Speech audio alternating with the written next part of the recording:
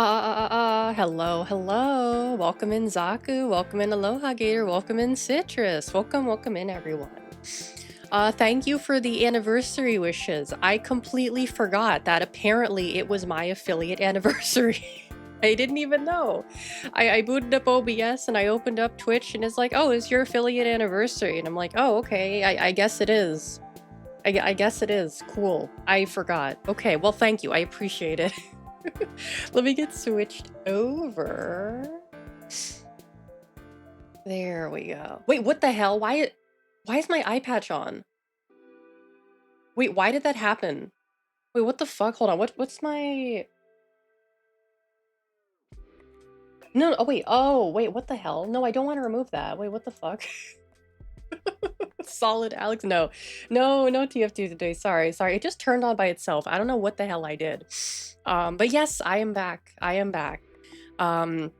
Yeah, sorry I wasn't able to stream on Monday or Tuesday. I said I would try to, but unfortunately it didn't really I was just too busy. But I went to the desert. Not really for fun. It was more for family stuff. But I ended up like more or less having a good time. If you define a good time as basically just like splashing in the pool and sitting out in the sun for like 4 hours a day, I consider that to be a good time. I got my vitamin D in, which as you can tell, I'm severely lacking in. Unfortunately, I got a little too much and I got I got sunburned pretty badly. Um like my problem is that I'm really bad at reapplying sunscreen. Like I'll slather on like a ton of sunscreen before I go out and I'm like, okay, this will protect me. And then I'll be out there for like 2 hours and I'll be like, oh, I should probably reapply sunscreen. And then like by that point it's too late. I've already gotten sunburned. Cause like you're supposed to reapply it like every hour or so, especially when it's like 100 freaking degrees outside. So what I need to get one of those bracelets that like you put sunscreen on it and it changes color when it's time to reapply. Have you guys seen those before? I've seen them. Or well, setting a timer wouldn't really be as effective unless I have my phone with me, which if I'm in the pool, I probably will not have my phone with me. Let me actually see. I wonder if they have any. Let me see. Yeah, it's really good. It would be, I mean, I don't really go outside, but like when I do and it's hot out, I will spend a lot of time. D1, welcome in. Welcome. Let me see here.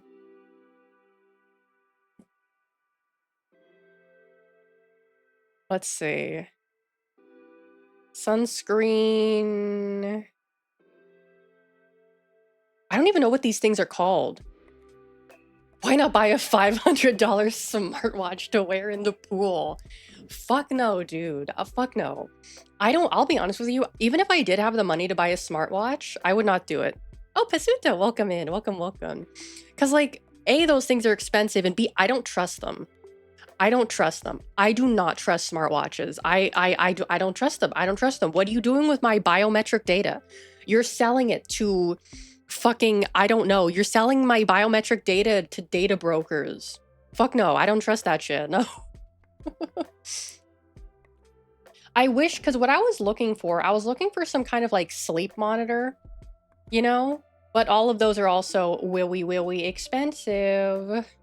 Gonna whip out my Google glasses to show off two fly honeys at the pool. Oh yeah, they have the sunscreen patches and the sunscreen bracelets on Amazon. Yeah. Top 10 most uncomfy places to get a sunburn. Shoulders? Yeah, shoulders and neck. Okay. I didn't want to talk about this because I was thinking about this. I got sunburnt on my foot. And I was like, okay, this is pretty bad. I think getting a sunburn on your foot is pretty bad. Oh, JD, welcome in. Thank you. But I also got sunburnt on my scalp because I did not wear a hat, even though I brought one with me. I neglected to wear a hat. And you can put sunscreen on your scalp. You can do that. Yeah, oh, wait, what the fuck? Wait, why? You guys, wait, hold on, what the fuck is going on? Wait, why is my Discord not, wait, what the hell? Am I bald? No, but it's like, you know when you have like a part in your hair?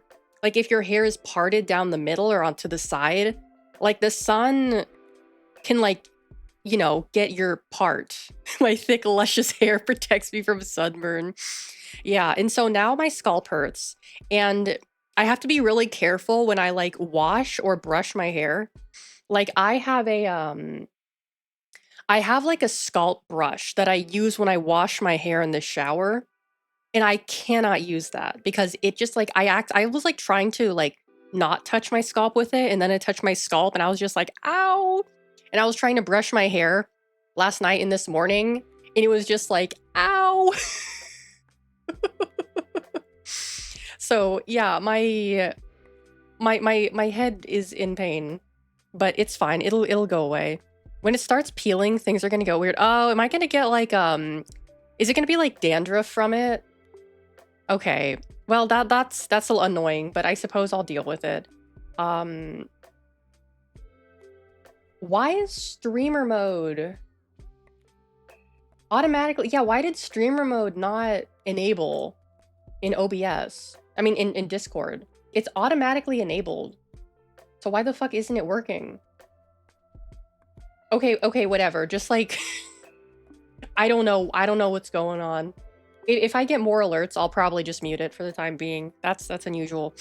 Oh, but my allergies were like really bad. I also, because here's the thing, I did not properly prepare for my time there because I neglected to bring sunglasses. I neglected to bring what else? Oh, Big Iron and Zawolo, welcome in. I didn't bring sunglasses. I didn't bring aloe vera. And I also didn't bring what else did I not bring? I know I didn't bring my allergy medicine. There was something else I forgot to bring, but I don't know what it was. So yeah, I'm a little bit red right now, and things kind of hurt a little bit, but it's fine. It's fine. It'll go away. And I also got a little sunburnt on my forehead, which I did not. I put sunscreen all over my face except for my forehead, because the way I was thinking of it is like I have bangs. My bangs will protect me from getting sunburnt on my forehead. Unfortunately, they kind of did, but also kind of not really. So my forehead is a little bit red, but it's fine. It's not super bad. It's just a little red. And then, yeah. And then on my back too, which is unfortunate. But you know, I still have aloe vera. Potato, welcome in, welcome. I have a little bit of aloe vera left. I thought I had more. Apparently I did not. So I'm probably gonna have to get some more aloe vera soon. I thought I had more. Apparently I do not. But yeah, I guess I should start by talking about like what I actually did. So let's see. The first night we went to this Mexican restaurant, and it was really good. It was very, very good. I got the stuffed peppers. What are those things called again? Fuck, I completely forgot. You like the Mexican stuffed peppers that are stuffed with cheese and shit? I got some of those. Those are really good. And I also got a pina colada, which I was expecting a normal sized pina colada, right? I got a normal sized pina colada, or at least I thought it was gonna be normal sized. And then what they bring to the table is this giant, like, bowl-sized, like the cup it's like a giant glass. It's like the size of like my face, right? Of pina colada. And I was like, oh my god, what the fuck is this? Right? And I drank it and it was good. But the thing about those giant ass margaritas and pina coladas is that they're not very strong at all. You drink it and you're like, okay, there's alcohol in here, but like, I don't even feel buzzed. I don't even feel like buzzed. It's all ice and filler and like whatever the fuck else. There's barely any alcohol in there, right? So it's kind of, it looks cool, but it's kind of like a scam. Yeah, actually, let me show you guys a picture because I went to Applebee's the next night and I got another giant fucking cocktail. It's on my Twitter, but I'll download it and show it to you guys on stream real fast. I have my keychain for reference here. Yeah, okay. Oh, that's a really big image. Okay, here we go. It's like there's my keychain in my hand for reference. It was like that size, right? So really, really big. But this is when I went to Applebee's and I got another cocktail there. I think it was called like the Bahama Mama or some shit. It was like banana flavored. It was very yummy. Unfortunately, it barely had any alcohol in it. So, you know, once again, you kind of get like ripped off. Because it's like you see it and you're like, oh, it's a supersized cocktail. Yeah, that's great. And then you drink it and you're like, ah, like there's nothing in here. There's freaking nothing in here, dude. I was thinking of a different fruity drink. I see. Because I have seen those, like, there are bigger ones that I've seen. Like in Vegas, they have those really big ones. But it's all ice. It's like, it's basically just like water with like, I don't know, maybe a hint of alcohol. It's like nothing in there. I've seen fruity drinks that are head size. Yeah, I know what you're talking about. I've seen those too. I've seen those as well. The next night we were there, I forced my parents to take me to Applebee's because I have not been to Applebee's in years. In years.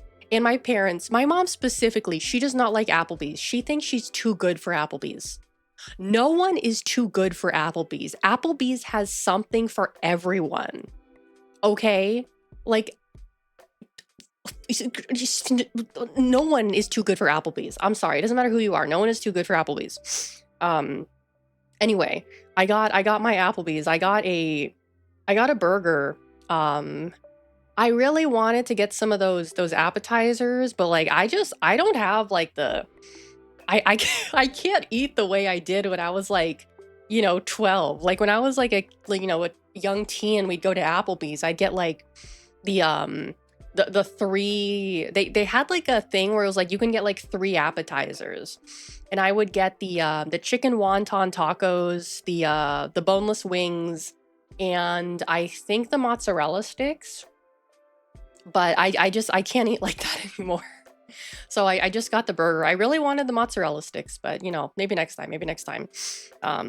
So I was happy that I was able to go to Applebee's because like my mom, she was doing the thing that she always does, where she tries to like, how do I say, like get out of it, or like trick me into thinking we're gonna go and then we don't, which is what she's done multiple times. And I put my foot down. I was like, no, we're going to Applebee's. I don't care what you say. We're going to Applebee's. This is gonna sound weird. I like the smell of Applebee's. Every Applebee's I've been in smells exactly the same. I don't know how to describe it. I like the smell of Applebee's. It smells like Applebee's. It's a consistent smell, and I appreciate consistency. And I will say though, like I was looking at the silverware we had, and they were dirty, which is kind of icky because like there was a sign outside that said like, oh yeah, we have an A on our last like what is it called? The restaurant thing where they grade the hygiene of your restaurant. So you're just like, we just gave him to the server and he gave us like new silverware, but that was a little bit icky. But yeah. Oh my God, the smell of I got McDonald's on the way down too. I got my Filet-O-Fish and Fawai's. The health inspection, yes, thank you. The first time, when we were on the way there, they messed up my order. And they gave me cheese on my Filet-O-Fish, even though I had asked for none. But, it is what it is. The weird thing about, like, I don't understand about the Filet-O-Fish specifically is that the Filet-O-Fish comes with cheese, right? But it's not like it's not a whole slice of cheese. They give you half of a slice of cheese. And I don't really understand that. And also the cheese is on the bottom, not the top. I don't understand that. That's why I always ask for no cheese. Also because McDonald's cheese is nasty. Um, the restaurants that fail health inspections always have the best tasting food. You know what? That's fair. I think that's that's fair. Yeah, I can agree with that. Um, oh my god, my shoulders hurt too. Ow, ow, ow, ow, ow, ow, ow, ow, ow. I've been like confused. Wait, wait, egg didn't work? Why is egg not working? What is happening? Hold on. Wait. Am I not? Hold on. Let me fix that for you. Oh, I'm not. Okay. Okay. I need to reauthorize Vignon. I'll give you your egg. I'll give you your egg. Don't worry. Don't worry. I'll give you your egg. Um, Here, let me redeem. Wait, actually, I don't know if I can redeem it. Let me see. It's on. Okay. Oh, I will. Let's see. How do I refund points? Hey, wait, hold on. Moose, are you able to refund the points? Are you able to refund the points, please, if you're there, please? If not, I'll figure out a way of doing it. I did not realize I was not logged in. Yeah, it's been a week, an entire week since I last streamed, so I guess some things aren't working all the way. Partner anniversary and she's stealing from chatters, shaking my SMA. Okay, let me where see if I remember how to do this. Is it in props? Oh, I think this is it. Show. Okay, there you go. There you go. You got your egg. You got your egg. Okay. I'll remove it after, like, if I remember to. Yeah, I pretty much just spent like every day, like we were staying at an Airbnb, and it had a pool in the back, which was very nice because, like I said, it was 100 freaking degrees outside. So just like being in the pool when it's that hot out is so nice. It's so nice. It's so nice.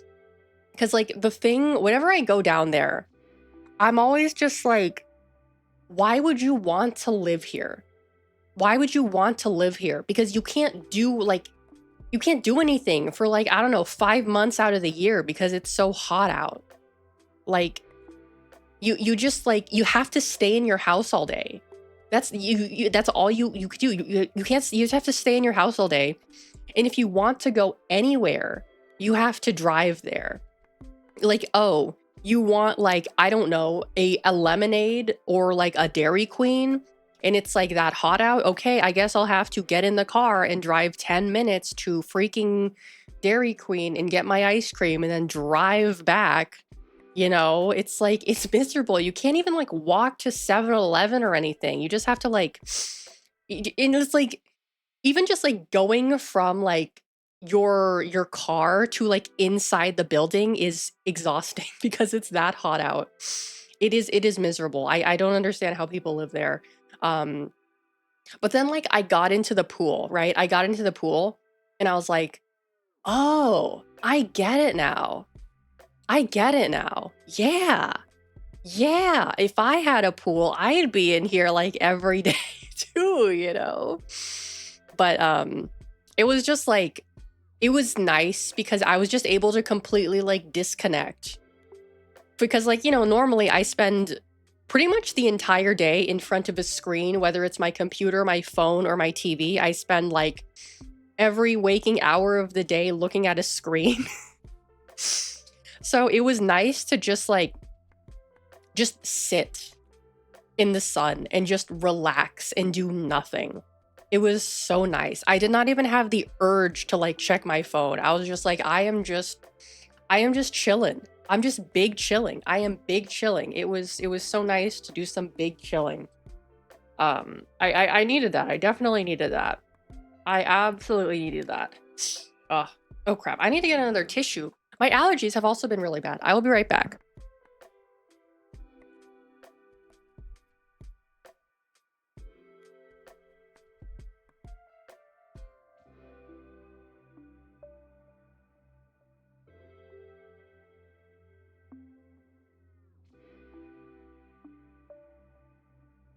Okay, I am back. I am back. So, okay. I do have a lot of stuff to go over. So I should probably start doing that because there has been a lot of news that's come out since I was gone. A lot of stuff that is interesting, relevant to me. So let me scroll through here. Oh, okay. Wait, actually, there's food news. Okay, food news. We're gonna do food news first. There is some food news. We have food news. So let me just bring that up real fast and tell you guys what we've got going on. Let's see here.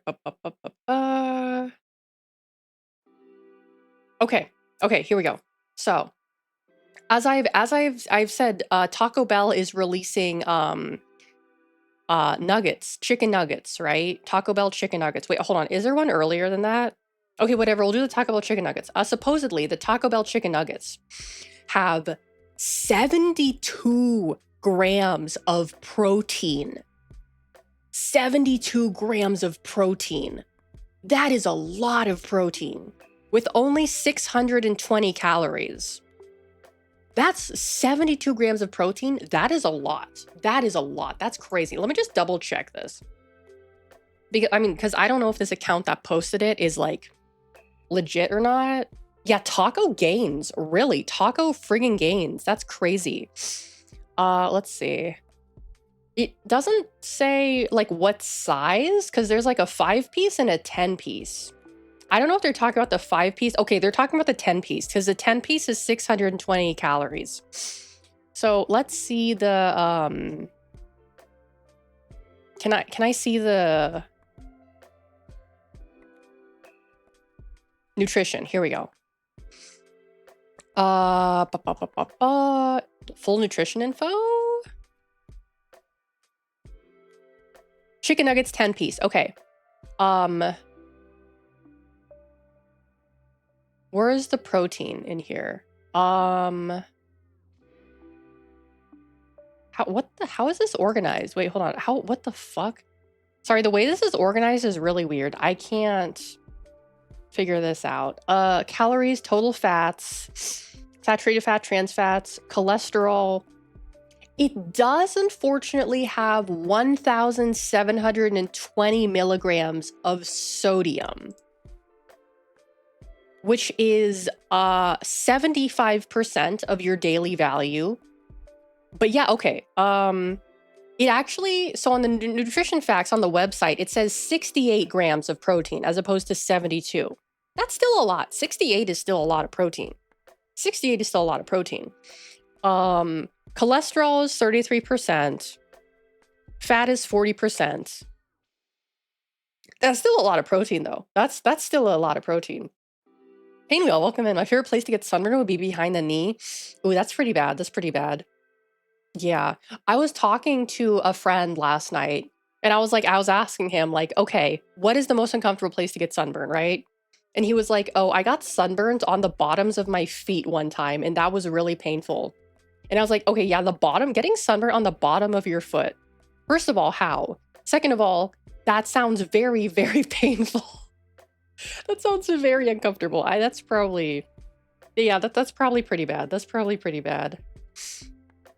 Okay. Wait, did I already talk about this? Yes, I did. I already talked about this one. Okay. Okay. So remember how, I think it was last week or a few weeks ago, I talked about how Wendy's is releasing their patties to grocery stores. Like they're testing out Wendy's patties at grocery stores right now. Apparently, someone has found Wendy's bacon in the grocery stores. This picture I'm looking at says it was spotted in Kroger in Kentucky.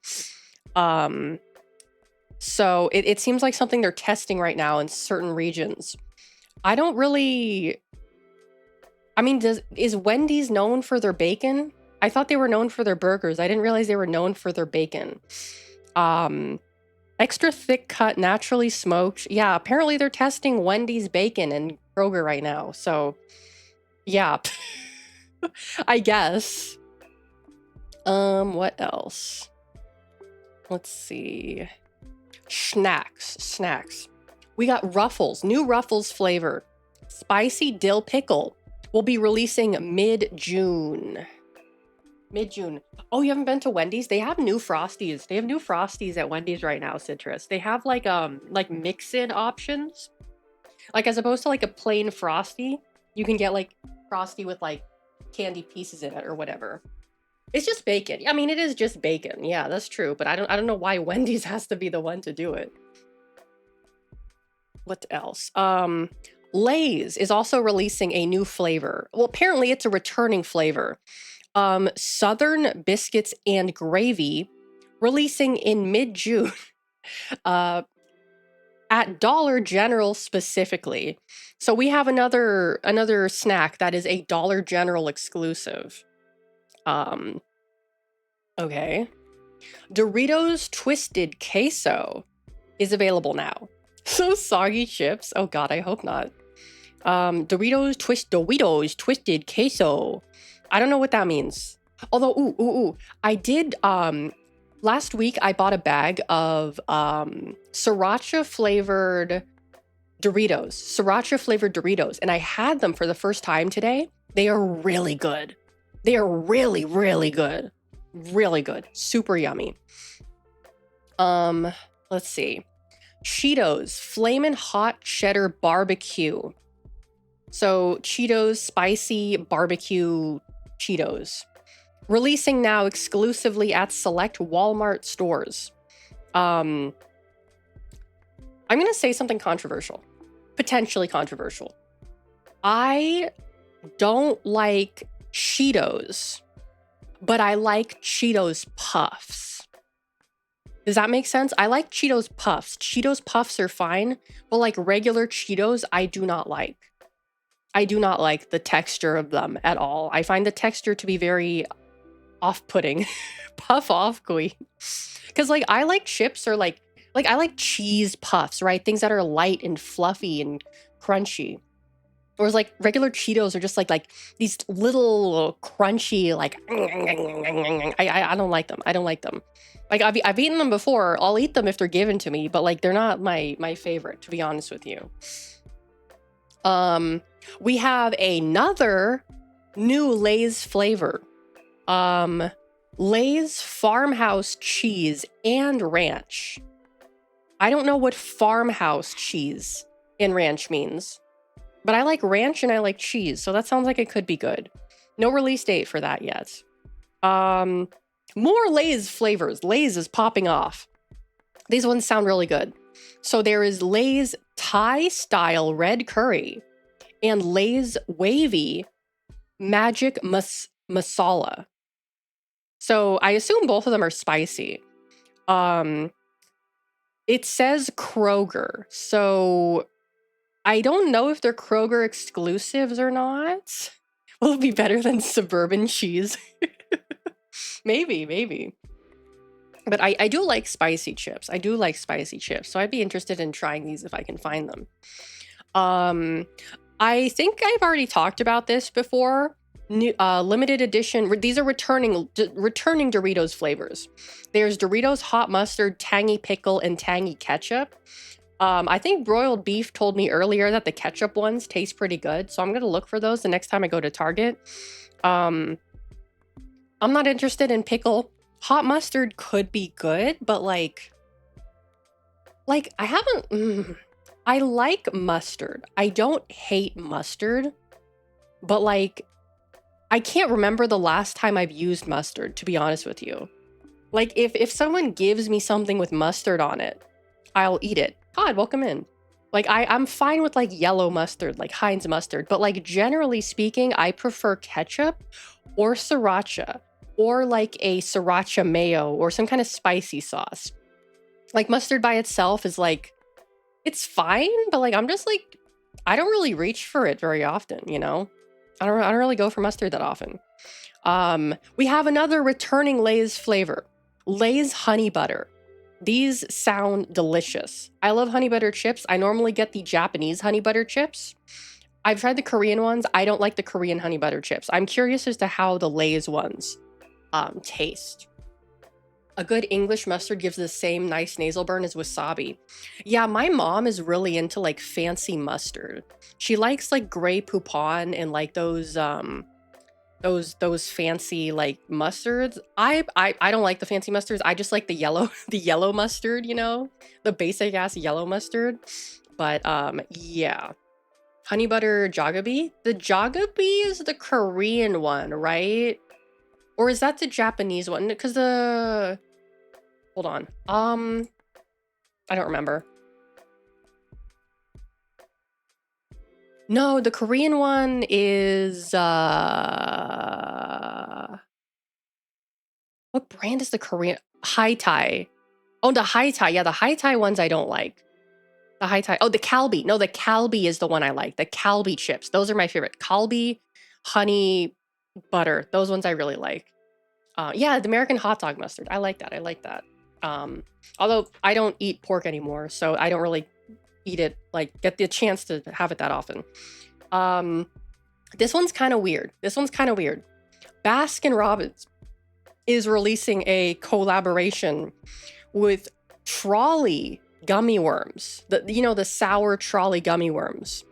They have a flavor, sour blast, sour ice cream. That just sounds gross. I don't like that. Trolley lime flavored ice cream and orange flavored sorbet, finished with lime flavored swirls. Okay. And then they have a sour blast fizz. Who is calling me right now? Who's calling me on a Sunday? I don't know this number. Fuck off. Anyway, sour ice cream sounds like it would straight up disintegrate your teeth on contact. Yeah. It's the ops. Honestly, it's either the ops or it's like my insurance or some shit. Or actually, it could be my doctor because I do have some doctor's appointments in the coming weeks.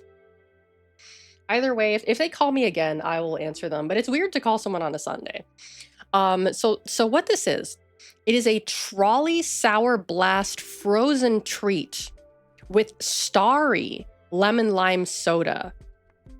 So it's not legally a milkshake because they're calling it a frozen treat. But it's made with soda, but it looks like a milkshake. So is it like an icy? I don't know what this is. I don't know what this is. There is one thing that does interest me though, kind of. They are releasing a Worms in Dirt sundae. A Worms in Dirt sundae. Creamy chocolate ice cream topped with hot fudge. Oh my goodness, Meze-san. Hello, welcome in, Raiders. Welcome in, welcome in, welcome in. Readings programs. Hello, hello. For those of you who are new here, my name is Alex Azarashi. I'm a Seal Girl VTuber, and I just got back from a vacation this week, and right now we are going over some food news, fast food news, snack news. I do this like a couple times a week where I go through like snack news because I like to live vicariously through seeing snacks because I don't really eat them.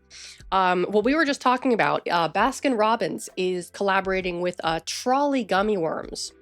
They're releasing a ice cream flavor, some kind of a frozen treat, and a Worms in Dirt sundae. Which I love Worms in Dirt. I haven't had Worms in Dirt since I was a kid, but Worms, it's so distinctly American. So for those of you who don't know what Worms in Dirt is, it is chocolate ice cream with Oreo cookie pieces or Oreo dust and gummy worms. Yeah, you know it's citrus. You know it's citrus. It sounds gross, but it's really good. It's really good. However, the thing that kind of puts me off on this one specifically is that it is with sour gummy worms. And normally, at least in my experience, Worms in Dirt is with like just normal gummy worms. Normal gummy worms. I don't know how it's going to be with sour gummy worms. I'd be willing to try it, but yeah, I don't know. I don't know. I don't think they're frozen, Grimbo. I think they add the gummy worms after the fact. I do not think the gummy worms are frozen. I think they add them on top or they mix it in to the to the ice cream. I don't think they're frozen. Although I have heard like you can freeze like gummy candy and it like expands. Have you guys seen those videos where it's like gummy candy and it like expands when it's frozen or something like that? Apparently it's really yummy, but I don't know if I want to try it. Also made with chocolate. Oh yeah, that's right. Also chocolate pudding. That's true. That's true. So that's what Baskin Robbins is going to be doing. Actually, no, it's today. Today drops June 1st. So if you have a Baskin Robbins near you, go try it out if you're interested. Yeah. We have more. These ones are a little weird. So Keebler Fudge Stripes cookies are releasing a berry cookie in collaboration with Superman, the movie. I don't really care. This is kind of crazy to me. I think I've talked about like Frosted Flakes flavors before. Rita, thank you so much for the follow. Welcome in. Well, yeah, with Superman, yeah. Frosted Flakes is releasing a cookies and cream milkshake flavor, which is bonkers to me because, like, you know, if you grew up with Frosted Flakes, you know that it was always like marketed as like the healthy cereal for active kids, right? Like they, you know, they're like, oh, we're the Tigers, and Tony the Tiger is like, yeah, go and play basketball or whatever. You know what I'm talking about, right? And so for them to be making these like sugary flavors is kind of crazy to me. That's a little bonkers. That's a little crazy. That's how I convinced my parents to buy it. Yeah, same here. Exactly. Now they're getting into the sugary cereal market, I guess. Let's see. Wendy's bacon. I already talked about Wendy's bacon.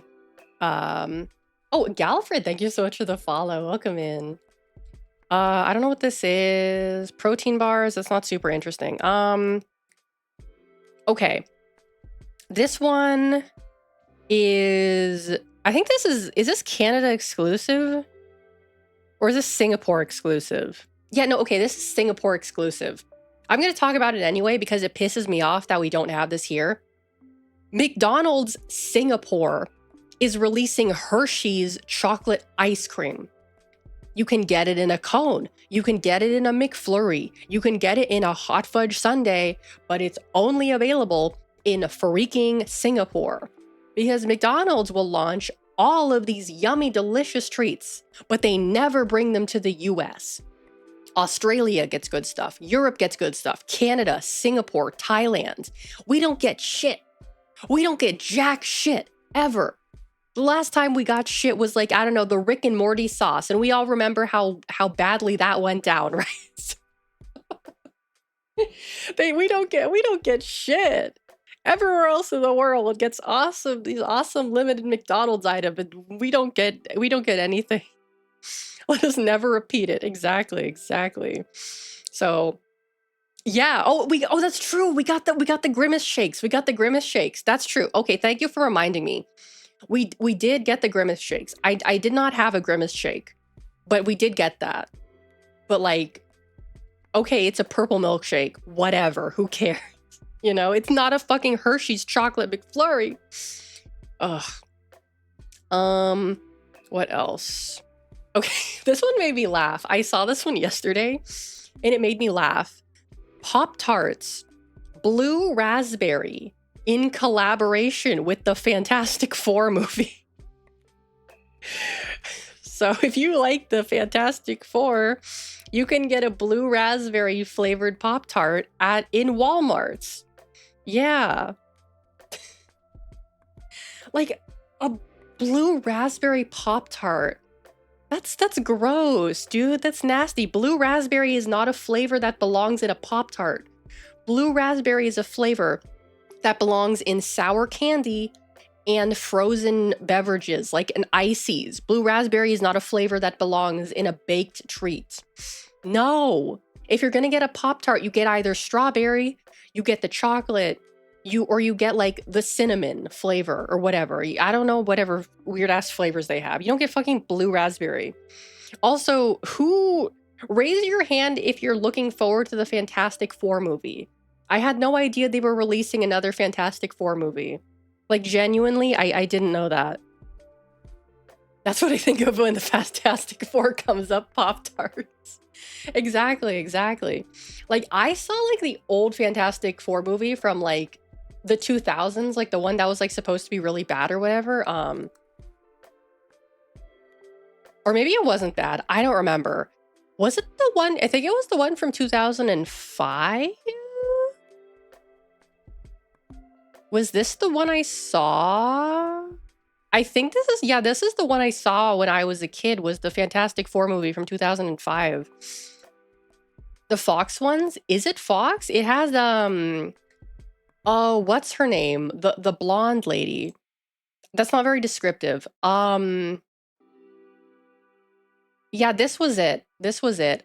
Oh, it was, who's that guy who plays, Chris, is that Chris Evans? Oh, yeah, Chris Evans. It's the one with Chris Evans as, like, the flame guy. Yeah, that movie. God, the Thing looks so bad. The Thing looks so bad in this. Oh, no. Oh, no. Well, I do remember that movie fondly because I saw it with my dad. He rented it from the store or whatever. The Human Torch. Thank you. Thank you. Yeah, I really don't have a strong connection to the franchise either. It's one of those ones that kind of everyone has, like, forgotten about it because, like, you know, everyone's into, like the Avengers right now. Like, it's been, like, everything has just been about the fucking Avengers or the Justice League for, like, the past, what, 10 years? 15 years? No one gives a shit about the Fantastic Four. Oh, and I remember the sequel to it, Rise of the Silver Surfer. I remember seeing that one too. I think that one also wasn't very good. I don't remember. I was a child. I can't really say whether it was good or not. Yeah, no, it was this one. It was this one. Yeah, it's like the Justice League or the Suicide Squad or Marvel or whatever the fuck. The biggest news the Fantastic Four has had in the oh yeah, they're in Marvel Rivals. That's true. I forgot they're in Marvel Rivals. Yeah, yeah. Well, now you can buy your Fantastic Four Pop-Tarts. Yeah, isn't that great? Oh boy. We got a returning Mountain Dew flavor, Mountain Dew Infinite Swirl at 7-Eleven, Speedway, and Stripes. I have never had this flavor before. Okay. If I happen to go into a 7-Eleven, I'll see if I can find it. I don't know what it says pineapple berry. I like pineapple. I like pineapple. I was talking about this last night actually. New collab in game, replace all the heroes in Marvel Rivals with Pop-Tarts. Oh no. I like pineapple juice and I like pineapple flavor, but I don't like eating pineapple because, like, eating it makes my mouth hurt. Does anyone else have that? Like, you try to eat pineapple fruit and it just, like, makes your mouth hurt. That's what usually happens to me. I don't know if that's, like, an allergy or if that's, like, normal. I've heard it's, like, pretty common. The acid. Yeah, I think it's, like, the acid or something. It's really acidic, right? Yeah. Yeah. So I don't, like... I don't like, I like it, the flavor, I just don't like eating it by itself. Like, I've had it in a smoothie before and it was fine, but that's also because it was blended with, like, milk and other things. Just, like, by itself, I don't like to eat it. Okay, this one is kind of crazy. We got another cereal. Ghost. You guys know Ghost Energy? They make the energy drinks. They are releasing a protein cereal, but not just any protein cereal. It is a cinnamon toast crunch protein cereal. And it supposedly has 17 grams of protein per serving, which is a decent amount, I guess, compared to other cereals. Yeah, it's due to the enzymes because it's like digesting you as you eat it or something like that. Yeah. Like, I used to really like Cinnamon Toast Crunch, so this sounds like good, but, like, I'm also like kind of trying to avoid carbs right now. So yeah, energy drink companies, stay in your lane. Stay in your lane, please. Actually, though, really. Okay, this next one is kind of a redux. Cheetos mac and cheese. Have any of you guys had the Cheetos mac and cheese before? I've heard mixed things about them. But they're releasing a new flavor of the Cheetos mac and cheese. They're releasing a cheddar barbecue flavored mac and cheese. I don't think that's going to be very good. Like barbecue flavoring in mac and cheese, like I don't know. To me that does not sound good at all. To me that sounds disgusting. To me that sounds really nasty. That sounds horrific. Yeah, I've not heard good things about the Cheetos mac and cheese. Yeah, it's the radioactive orange. I think it is like, it's got like red 40 or some shit probably. I don't know. Yeah, all these companies are trying to play food god. Oh, and it's also releasing now with select Walmarts. So yeah, if you want it, you got to go to Walmart, and it's limited time only. What else? We shall be punished for our feud hubris. Mac and cheese is overrated. I think you're insane. I think you're insane, Aloha Gator. I think you're crazy. I think you are cuckoo bananas in the head. Speaking of cereals, we're gonna go back to cereals for a second. Cheerios is releasing a new flavor. Actually, it's not a new flavor. Apparently, it's a returning flavor. Frosted lemon Cheerios. That actually does not sound terrible. That sounds not bad. That sounds delightful. I think that sounds fine. I'd be willing to try this. That sounds decent. I like Cheerios. I like frosted Cheerios. In a nice lemon flavor on the Cheerios? That sounds delightful. Yeah, you don't get to destroy the rat DNA. It says returning to stores. It does not specify the store, so hopefully it's in a store near you or me. That sounds good. That sounds good. Frosted lemon Cheerios. I'd be willing to try it. Going back to Ghost Energy. We're going back there for a minute. They're releasing a returning flavor. It says they're back. It's a returning flavor. And you know what this returning flavor is? It's Bubblicious bubblegum flavored energy drinks. They have two flavors of the Bubblicious bubblegum energy drink. They have the strawberry and they have cotton candy. So it's not just like bubblegum flavored. It's like cotton candy and bubblegum flavored, and cotton candy and strawberry flavored. That sounds disgusting. I'm not going to lie. This sounds really gross. It says it's returning to specialty stores with Kroger launch to come later. Oh, Ginga, welcome in. Bubblegum and cotton candy are one of those two flavors where it's like, if I am not consuming them, I don't want to taste them. The only time I want to taste bubblegum is if I am eating bubblegum. The only time I want to taste cotton candy is if I am eating cotton candy. I don't want something that's flavored like cotton candy. I don't want something that's flavored like bubblegum, especially a beverage. I don't want to drink bubblegum flavor. That sounds disgusting. That's so nasty.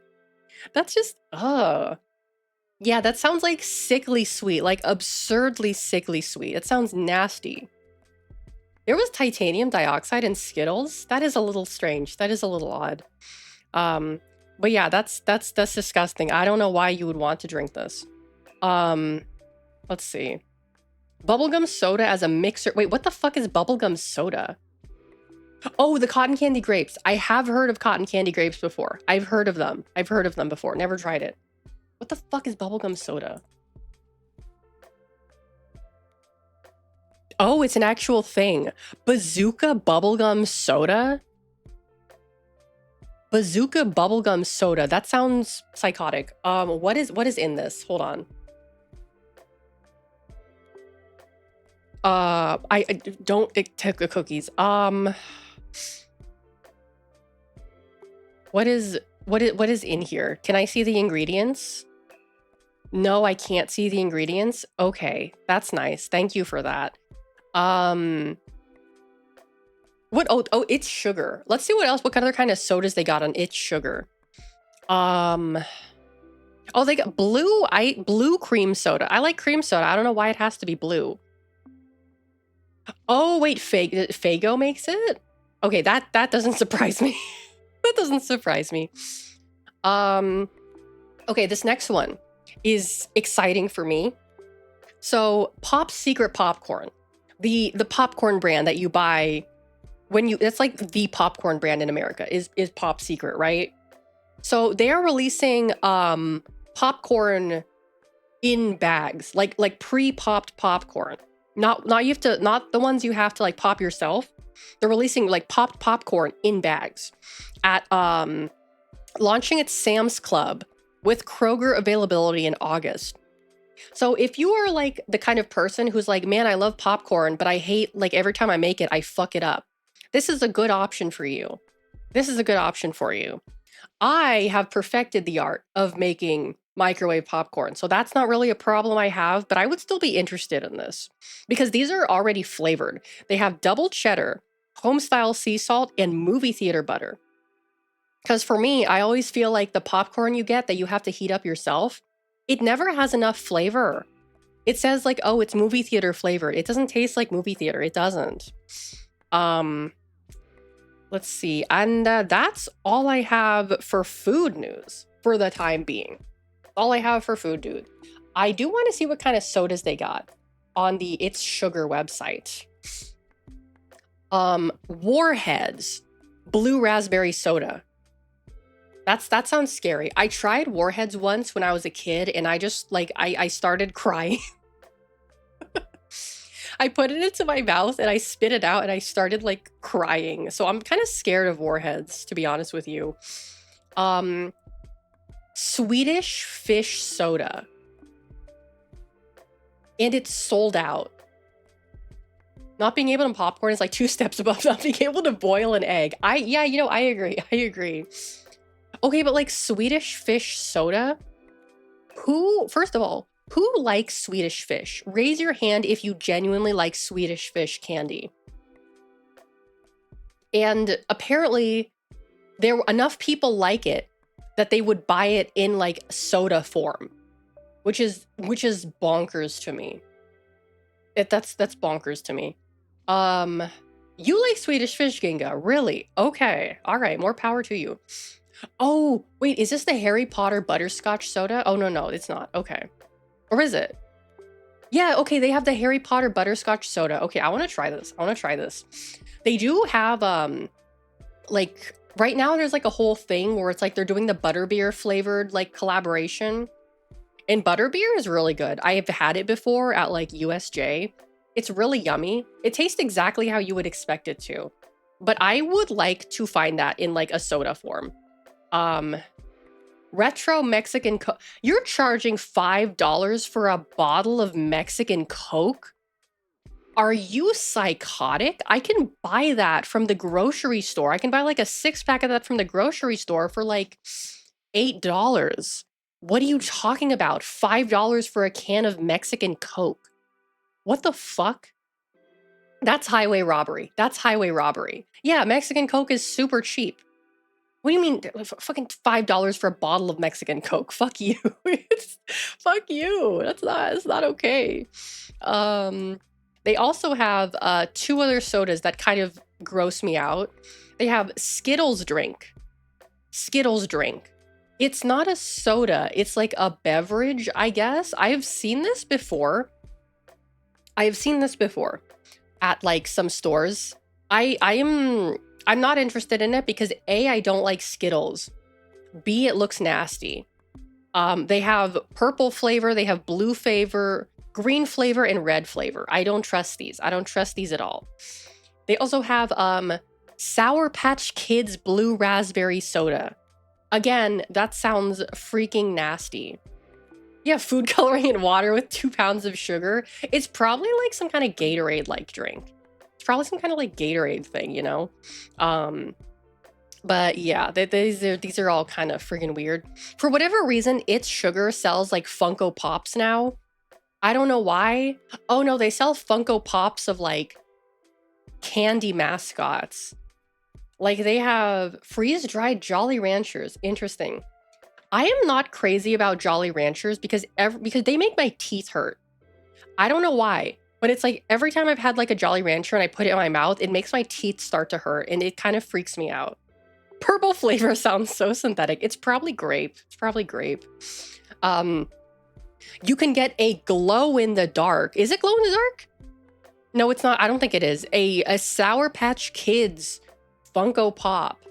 Wow. Amazing. You can get a... Oh, do you guys remember the honeycomb mascot? Do they even still sell honeycomb? I haven't seen honeycomb in a store in years. Well, if you remember the honeycomb mascot, you can buy him in a Funko Pop. They also have a Pop-Tart Funko Pop. In addition to Tony the Tiger, a Hershey's chocolate bar Funko Pop. That's just stupid. That's just stupid. That's just stupid. Yeah, there's still a thing. Apparently. A fucking apparently. I like It's Sugar because they have a good selection, but they are so expensive. They are so horrifically expensive. Oh, they have Dubai chocolate now, whatever.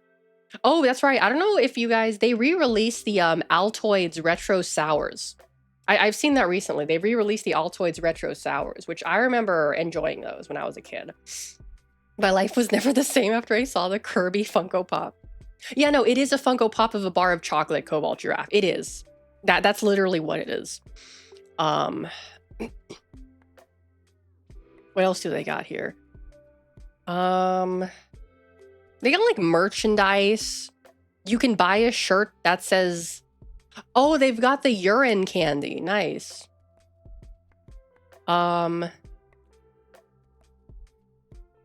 Yeah. Here, I'll show you. I'll show you the Funko Pop Hershey's bar.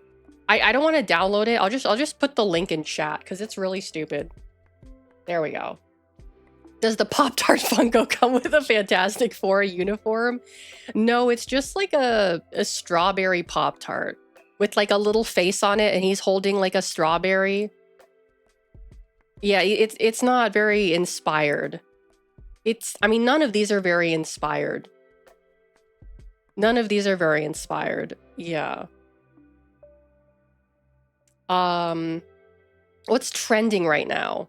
Dubai chocolate, TikTok crystal candy. What the fuck is crystal candy? Is this just rock candy? This is just rock candy, but like not on a stick. That's stupid. Okay, I do like rock candy though. I love rock candy. Rock candy is one of my favorite types of candy. Whenever I'm in a candy store, I see like a rock candy, I'm like, ooh, I'm gonna get a couple of these. Because they're so cheap. They're usually like less than $1. I just get like 5 of them and I'm just like, yeah, give me all this rock candy. Cream Savers strawberry roll. Okay. Cream Savers are one of those things where it's like, you don't buy them yourself. You get them from an old person. It's like, what are those butterscotch candies? Like, you don't buy them yourself. You get them from old people. It's weird to buy them like yourself. Your city might be famous for rock candy, but I think it might be a different kind of US rock candy. Because I'll show you a picture of the rock candy I'm talking about. It's literally just like crystallized sugar on a stick. That's all it is. Crystallized sugar on a stick. There we go. Werther's. Yes, Werther's Originals. That's right. Oh my god, I love those. I'd always get them from my grandma or my grandpa whenever I'd go visit them. Yeah, like when I'm talking about rock candy, I'm talking about these things. You buy yourself Werther's. Okay, more power to you, Ginga. More power to you. This is the kind of rock candy I'm talking about. It's literally just like crystallized sugar. It's so yummy. I love the texture. I love the texture. It's so nummy. It's so nummy. Wait. I feel like I've heard of like UK rock candy before. I think Roto told me about it.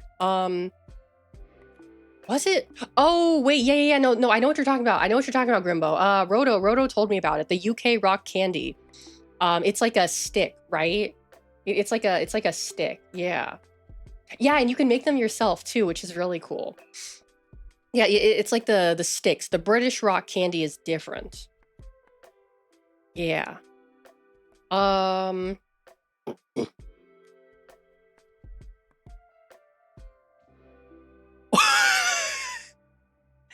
Okay, I found this is wild.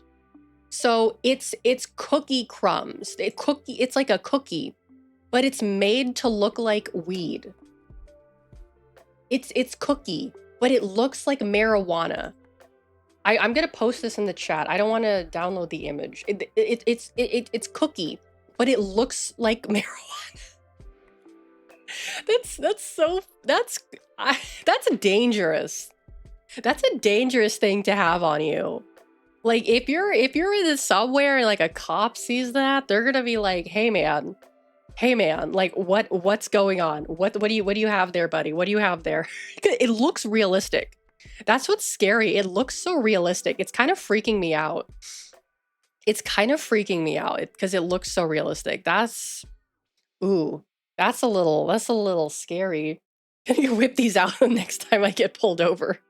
Just like the cop pulls you over and you just like eat all of them while staring him directly into the eye. Oh no. Oh boy. Okay. We're done with food. We're done with food. We're done with food.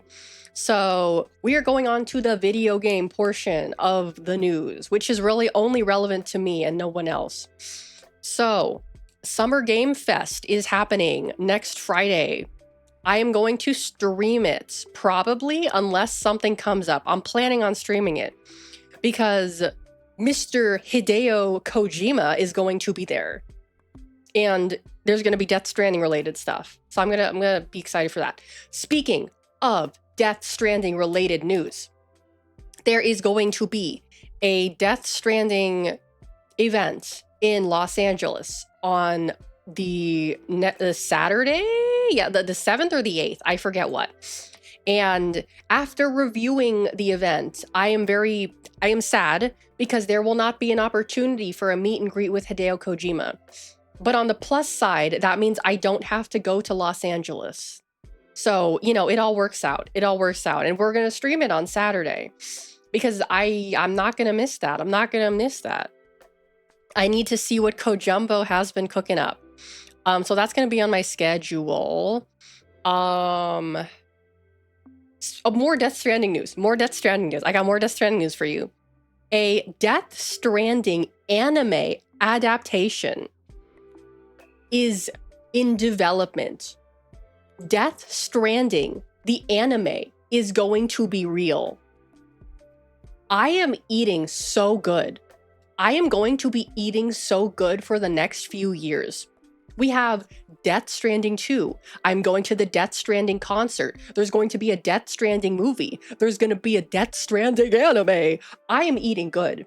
I am eating good. Thank you, Kojima, for my life. Thank you, Kojima, for my life. God bless you. May you live for another 30 years. God bless you, Kojima. There's also a collaboration with Death Stranding 2 releasing in Japan, a clothing collaboration with a brand called GU, which I will show you. I will show you the clothing because I am going to. I'm planning on getting some stuff. I'm gonna see if I can beg my friend to get it for me. Let's see. Let me bring the picture up here. Okay, here it is. Okay, you can't really see it. Hold on, let me fix this real fast. There we go. That's better. So this is gonna be at GU, which is basically just like the sister brand to Uniqlo. It's basically like Uniqlo but cheaper. Your phone? Wait, you went to the Kojima production office? Wait, why were you at the Kojima production office? Wait, did you like go inside? Were they having a tour? Or were you just like there? I am so jealous. I am so jealous. I know like roughly where the Koji Pro office is. I'm pretty sure it's in Shinagawa. Pretty sure it's in Shinagawa, which is one of the reasons I like to stay in Shinagawa when I go to Tokyo. No, well, it's also a very convenient area to be in, but also, you know, just in case I happen to be walking around and I run into Hideo Kojima at like Family Mart, right? Just in case. Although if that happened, I would probably cry and start hyperventilating. So anyway, Anyway, it's kind of hard to see. They got undies, they got shirts, they got shorts, they got socks. I am going for the shirts. At least one of the shirts. Oh dear. Hold on. And a pair of socks. Um, yeah. I'm gonna see if I can get some of these because Death Stranding is my life. So I'm looking forward to this. I'm looking forward to this. Yeah, the Death Stranding boxers.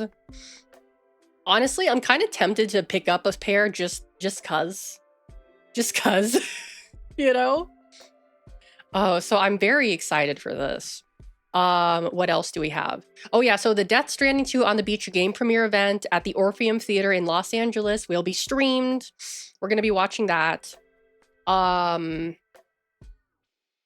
there something else? Let me hold on. I feel like there was something else. I need to pre-order my copy. I need to pre-order my copy. I will do that when I'm done with stream. I'd buy the undies and have Kojima sign them and frame them. Yeah. Yeah. So, yeah. Very, very, very excited. This is going to be a busy week for me. I'm going to be streaming a lot this week, which you will see when I show you my schedule. It's going to be a little bit tough because I also have schoolwork I need to do and work. I was walking around Tokyo and I realized that I was near there and dropped in, but didn't get much past the lobby, but I really want to take... Oh, the Ludens! Yeah. I've seen people take pictures of the Ludens. That's like so crazy that you just like, were just like, oh, I'm by the Koji Pro offices. I'm just gonna like go in there and say hi. I love that. I think I'm gonna, when I go in December, I think I'm gonna try to like go there and like take a picture of the Luden statue outside, but I'm gonna feel really awkward doing that. I'm gonna feel really awkward doing that because like I'm afraid, like obviously like I want to meet Hideo Kojima because he is my life, but I've told you guys before, I have these dreams. I have these dreams in which I meet Hideo Kojima, and whenever I meet him in my dreams, I just start like sobbing uncontrollably in front of him. I just start sobbing and I'm like trying to like speak. I'm trying to say something, but it's just like, Kojima. And so I'm scared that like if I meet him, I'm just gonna like start crying or I'm gonna piss myself or something. I think many people would do that. Oh no. Thank you for Higgs. Thank you, Kojima. Thank you. Oh my god. I should probably like... Yeah, would it be weird if I just like took my copy of like Death Stranding and put it in my bag and I just like walked around Shinagawa until like I saw him? Would that be weird? I feel like that would be weird. Like, I totally wasn't like trying to stalk you so you could sign my copy of Death Stranding. That would be weird. That would be weird. I'm not gonna do that. I'm not gonna do that. But like, I don't know, like if I, what do I gonna do? Like, cause like, I'm the kind of person where it's like, if I saw a celebrity in public, I would not say anything to them. I would just be like, okay, there's like, I don't know, Lady Gaga or whatever. Cool. I'm not gonna like creep on her. But it's like, I feel like if I see him, I'm gonna have to say like, hey, like, can I get a picture with you? Can you sign my dick and balls? I don't know. So I gotta figure something out. Go on a good weather day. They have a company barbecue in the courtyard of the building. Why do you know this? Why do you know this, Daphne? Why do you know this? That's awesome though. Thank you for letting me know. You'd probably have a panic attack or hyperventilate. Yeah, I mean maybe. But like the thing is that like when I've like met people before that I respect, I've generally like had like a pretty good time. Cause when I was at Offkai last year, I went to 2 meet and greets. I went to Nyaru's meet and greet and I went to Mari Mari's meet and greet. And I was like so nervous because I had like never gone to like a meet and greet before. And I was like, oh my God, I'm gonna meet my Oshi. What am I gonna say? I'm so nervous. And then I got there and like she's like, hi, and I'm just like blah blah blah blah blah blah blah blah blah blah blah blah. Like I'm just like yapping. I just start yapping. And like I'm just like yapping. I just like you're like blah, blah, blah, blah, blah, blah. Like I don't know. Like maybe it's because I'm nervous. I'm like able to yap, but it's like I just like kind of get into it, you know. Get in the booth and fentanyl for all 3 minutes. Oh my God. And I was just like blah blah blah blah blah blah blah blah. There's a food court restaurant on the ground floor that people can eat at. Okay. Okay. So theoretically, I could go there and I could just like stake it out until I see Kojima. Theoretically, I could do that. Hold on. Is it in Shinagawa? Hold on a sec. I'm pretty sure it's in Shinagawa. Does it say? Yeah, I appreciate that. Oh, it is in Shinagawa. Okay, I was right. Okay, I don't know where in Shinagawa it is, though. I know, like, roughly the station. I assume it's on the other side of the station, like on the right side of the station. I'm gonna look on the website, right next to the Giants. Oh, it's next to the Sony building. Okay, that makes sense. Okay, that makes sense. I think I vaguely know where that is. Let me check. I think I vaguely know where that is. Okay. Okay, Shinagawa. Yeah, because I usually stay like near the station. Although sometimes it's hard because there's a lot of expensive hotels there. Let's see. Oh, oops, spelled it wrong.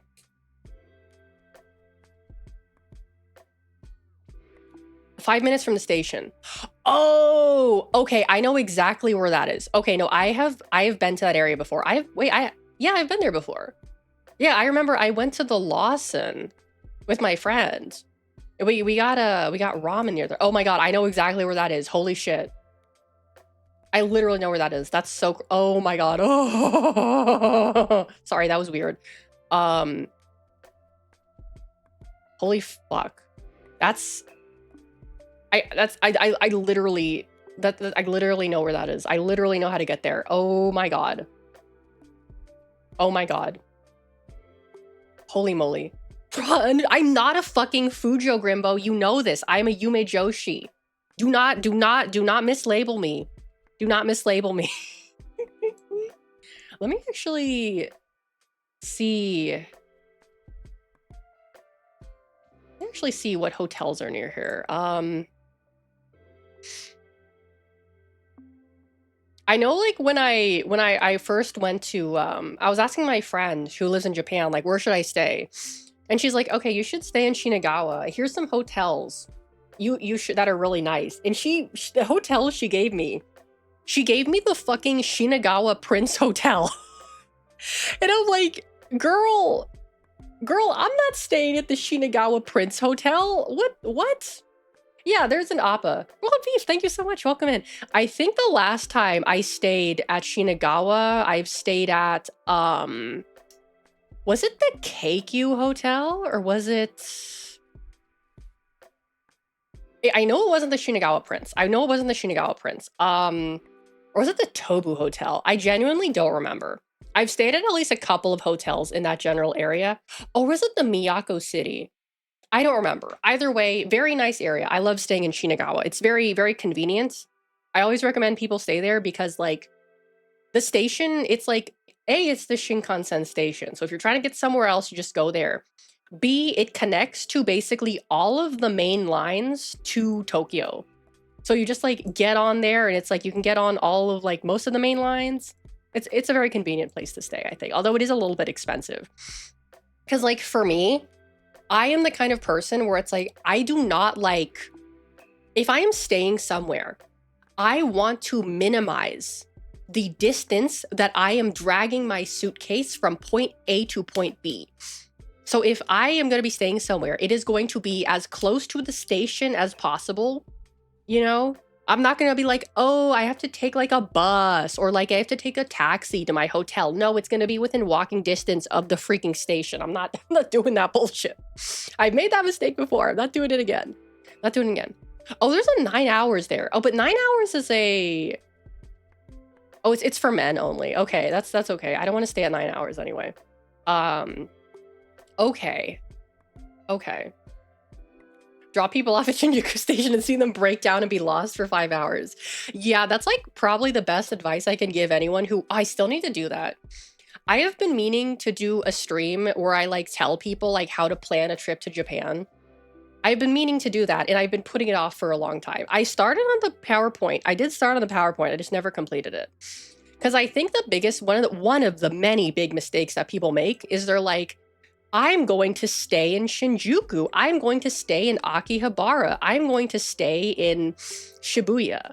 And it's like, don't do that.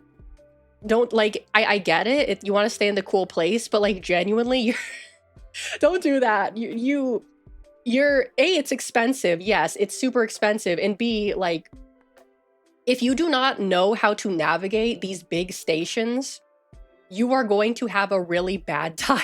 You're going to have a really bad time. You're going to have a really bad time. I've stayed in Shimo Takaido, and I would prefer a million times over if I went back again. Shimo Takaido, where is that? Oop. Where is that? Oh, wait, where is this? Is in. Oh, okay. Oh, that's kind of out of the way. That's kind of out of the way though. What train line? Okay, there's a train line there. I see, I see. Okay. I have directionally impaired beware. Exactly, exactly. It's a suburb. Oh, okay, okay. Yeah, I had the only other place I've been to in Tokyo is I mean technically Saitama. I mean, is Saitama technically a part of Tokyo? I don't know. I did go to Saitama for a concert and I had a nice time there. I stayed in Shinjuku last time partially because of the limo bus. Basically, okay, yeah, okay, that's fair. That's fair. Yeah, if you were able to get a limo bus from like the airport directly to your hotel, then I think it's fine. But if you're going to do public transportation, then please don't. Please don't. Not a good idea. Not a good idea unless you know what you're doing. Not a good idea unless you know what you're doing. Surprisingly, I have never gotten lost at a. I don't think I've ever gotten lost at a station in Japan when I was living there. I didn't get lost in Tokyo Station. I didn't get lost in Shinjuku Station. I didn't get lost in Osaka Station. I've never gotten lost in a station before. I'm very proud of that. Look at Miss, I can read signs over here. I mean, reading signs is a part of it, but I also am just kind of like, okay, I know what like once I figure out like what direction I need to go, that's the hard part, figuring out what direction I am facing and where I need to go, north, south, east, or west. Which way am I trying to go? Once I figure that out, it's usually pretty good from there. Oh yeah, with a suitcase, that's pretty nasty. Yeah, it's really bad. Once I know, okay, I know which way I need to go. I am going towards Nihonbashi. I am going towards Akiba. I am going towards like Shimbashi. Once I know like where I'm going, I'm like, okay, I'm just going to walk in the direction until I get out of the station. And usually somehow it works. Usually it works. Actually, no, it always works. It has never not worked for me. Because like Google Maps, people are kind of like say mixed things about Google Maps in Japan. I've had generally a pretty good experience with using Google Maps in Japan. It's not like totally up to date all the time, but it is more or less like gets me like around pretty easily. Yeah. What were we even talking about? Oh, we were talking about stalking Kojima. That's right. That's what we were doing. Oh, video games. I want to go back to video games for a minute. So, yeah, Google Maps is not as bad as people think it is. Standard Alex Ozarashi stream, yes. So Off, I'm very excited for us. The game Off is coming to Steam. I played Off a really long time ago when it was like big on Tumblr. It's such a good game, such a good game. And apparently, Toby Fox is doing music for the Steam release, which is like, oh my god, that's crazy. Like, I know a couple people were kind of upset because like he changed some of the original arrangements, which I kind of understand because the music for Off was really, really good. Really, really good. Like Pepper Steak, oh my god, that song goes so hard. But honestly, it's Toby Fox. He does good stuff. I trust him. I believe in him. You know, the prologue is available now, but I kind of want to wait until the entire game comes out for me to like play it. Oh fuck, I need to check on Deltarune. I need to grab my Switch really fast. I'll be right back. Okay. Cause I had Deltarune for my Switch. Oh, Stellar Blade. Yeah, I know that's on Steam now. I'm like interested, but I also like it's not like super high priority for me. And also, I'm afraid it's gonna blow up my computer. Let me actually check on Steam and see what the requirements are. I don't think it was like too bad, but let's see. Requirements minimum Intel Core i5, AMD Ryzen 5, NVIDIA GeForce 1060, 75 gigs. Okay, medium. What is it for medium? AMD Ryzen 5. Okay, I have a 7. That should be okay. GeForce RTX 2060 Super. Okay, I have a 3080. So I would probably be able to get away with like medium graphics, 60 FPS. That's fine. Yeah, I mean, not super high priority for me, but I would be interested in it. I would be interested in it. Let's see. I'm trying to figure out. Okay. Fuck, I hate the Switch so much. D, E, oh my god. No, okay, great. Okay, Deltarune, there it is. Deltarune, because I thought I originally, like, I don't know if I get the 2 new chapters for free. Oh no, I have to buy it. Okay.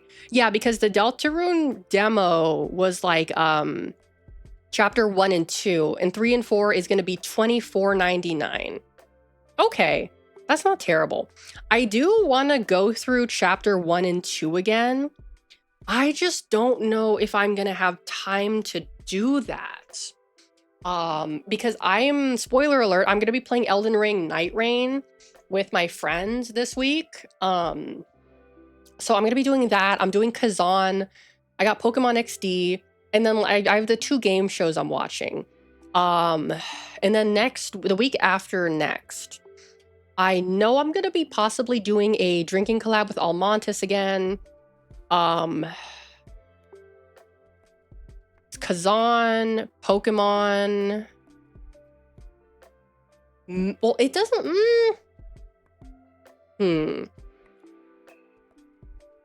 See, the problem I'm having right now is I want to avoid spoilers for it, which I know is going to be fucking impossible, right? So it's like I would be better off playing it as early as possible. So I'm not like, I'd like to stream it, but I'm also just like, maybe I should just like do it like as a me game, you know? Maybe just like as a me game. I don't know. What else? You've avoided spoilers for Undertale this whole time? Okay, nice. I'm just like worried because like I unfortunately spend a lot of time on Twitter, and I have been losing my mind every single week because I have been watching the new Gundam show, and people will just, all they fucking do is post untagged spoilers. It just appears. It appears on my For You page. I don't follow any Gundam accounts. I don't like any of those posts, but they just appear on my timeline every single day, and I'm losing my mind. I'm like, okay, I guess I have to watch the episode now, because like the episode releases Tuesday morning, and I usually don't watch them until Wednesday morning because I need something to watch while I'm on the treadmill. So it's just kind of like within those like 24 hours, I sucks to be me. Yeah, Drive by Gundam sucks to be me. So I'm like, I saw this post that one of the big Gundam accounts posted, where it was someone messaged them, and they said like, every Monday I block you on Twitter, and then every Wednesday I unblock you because that is the only way I am able to avoid your spoilers. is by just blocking you when then the episode comes out, so I don't have to like fucking, I'm like actually considering doing that because these people just like, they don't tag their fucking spoilers and it's driving me bonkers. It's like, whoa, here's a screenshot of someone dying. Like, cool, thanks for that. Thanks for that, So I'm like, maybe I need to do that. Maybe I actually need to do that because it's getting bad. It's getting bad. I don't know. Well, I don't know what to do. I don't know what to do. Spoiler social distancing. Literally. Oh my God. Oh my God. So this one is exciting for me. Kotobukiya is releasing a painted figure of Majima. It is gorgeous. It is beautiful. I don't know how much it's going to cost. If it's a Kotobukiya, it's going to be freaking expensive. It's going to be freaking expensive. How much? Oh, Jesus Christ. The Kiryu. Oh my Lord. The Kiryu figure is $219. Oh, okay. I guess I am not getting the Majima figure. I guess I'm not getting the Majima figure then. If it's gonna be $200, I guess I'm not gonna do that. Oh no. Oh no. Okay, well, that's just the way it is on this bitch of an earth. That's just the way it is on this bitch of an earth. Okay, I didn't need to buy it anyway. It's fine. What would Majima do in this situation? You have to get it. No, like I already have another. No, I already pre-ordered another figure. I pre-ordered the General Grievous figure from Bandai, I think.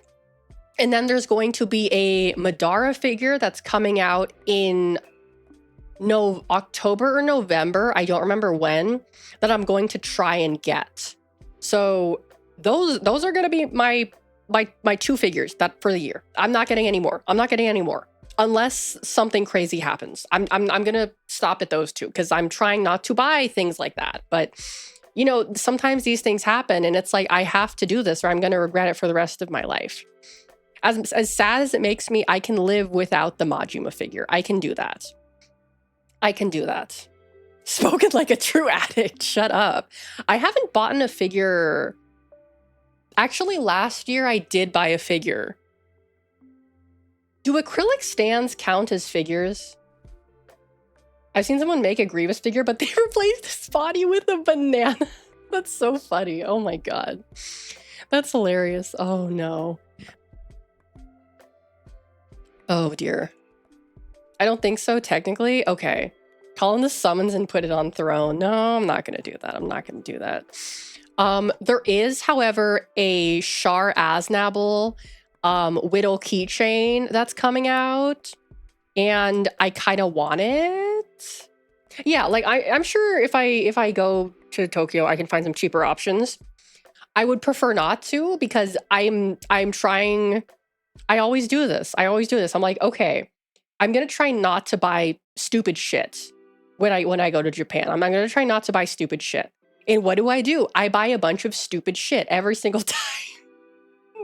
So I'm not doing too well on that one. Okay, the Shar figure, oh, that's like $15. The purpose of tourism is to buy stupid shit. This is true. What does this say? Is this oh, it releases in November, but it's a pre-order. Okay. Oh my goodness, another raid. Hello, raiders. Welcome in. Misanika. Welcome in, raiders. Welcome in. Welcome. My name is Alex Azarashi. I am a Seal Girl VTuber, and I got back from vacation, and we are just yapping. How's it going? Pom-pom raid. Yay. I hope you had a good stream. We're just right now, I'm looking at like, I'm talking about my addiction to buying stupid plastic crap, which I am trying to get under control, but it doesn't seem to be going so well. Ow, hold on. I got a freaking eyelash in my eye. Or is that my contact lens? And stalking Kojima. We were also talking about stalking Hideo Kojima. Ow?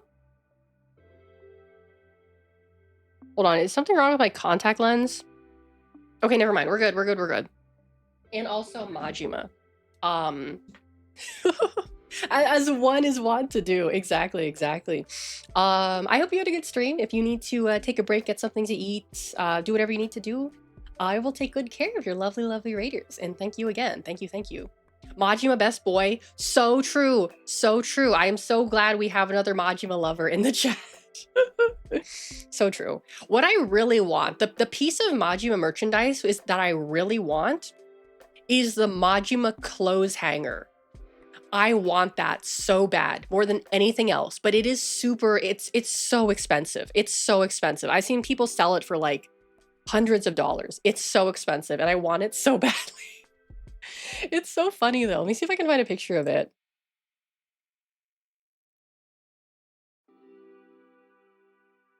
Yeah, why is a coat hanger expensive? Wait, hold on. Are they selling it on AmiAmi? Oh no, it's out of stock. Okay, they were selling it and now it's out of stock. You have the Majima and Kiryu rubber duckies? Oh my god, that's so awesome. Those ones are so cute. Yeah, okay, I will I will post a picture of the Majima clothes hanger. It was originally like $20. And here we go. Wait, Wait, why is the image not posting? Wait, what? Where image? Ah? Oh dear. I have no idea what happened. Okay. Why is the image not working? Okay, I will do a new one. Hold on. Image. Please work this time? There we go. Okay, yeah, this is the Majima clothes hanger. This is the one I really want. But as of right now on eBay, let's see. $69. $69 for the Goro Majima clothes hanger on eBay. $69 with free shipping. Yeah. So that's great. That's great. You know? Last time I was in Nakano and Akiba, I did try to look for it. But at the time I went, there wasn't a lot of Yakuza stuff there. I think now that the Yakuza series is like, you know, there's new games now, there's probably going to be more merch the next time I go. But yeah, it was kind of hard to find stuff the last time I was there. Also, thank you for the follow me, Senka. Welcome, welcome. 69 for Majima, exactly. I want to go to Walmart hanger and put a sticker on it. It's not the same. It's not the same. There's also the Majima plushies, which I also really want, which are like $200. Let me see. Majima plush on eBay. A set of 2 for $60. That's actually not a bad price. That's actually not a terrible price. The little 3-inch one, also $69. Why are these all being sold for $69? Is this just like a joke or something? $80 for the big one. $37 for this one, really? That's kind of cheap. Okay. The Yakuza 0 Majima plush, $100 for that one. Yeah, these are all like stupid expensive. These are all fucking stupid expensive. These are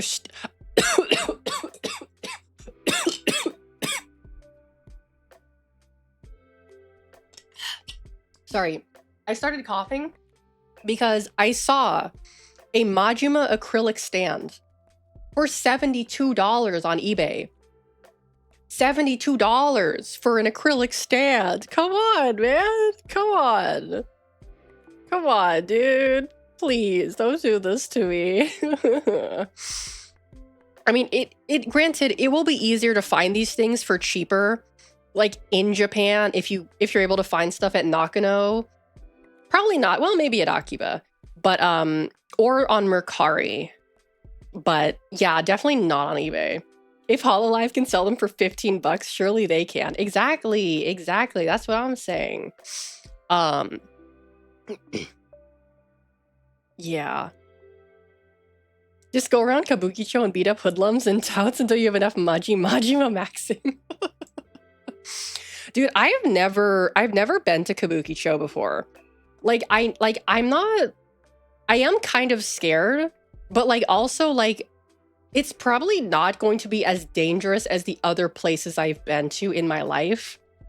Like Kabukicho is probably not nearly as dangerous as like, I don't know, Manhattan at night or Brooklyn at night. You know, I know for a fact that it's not that dangerous, right?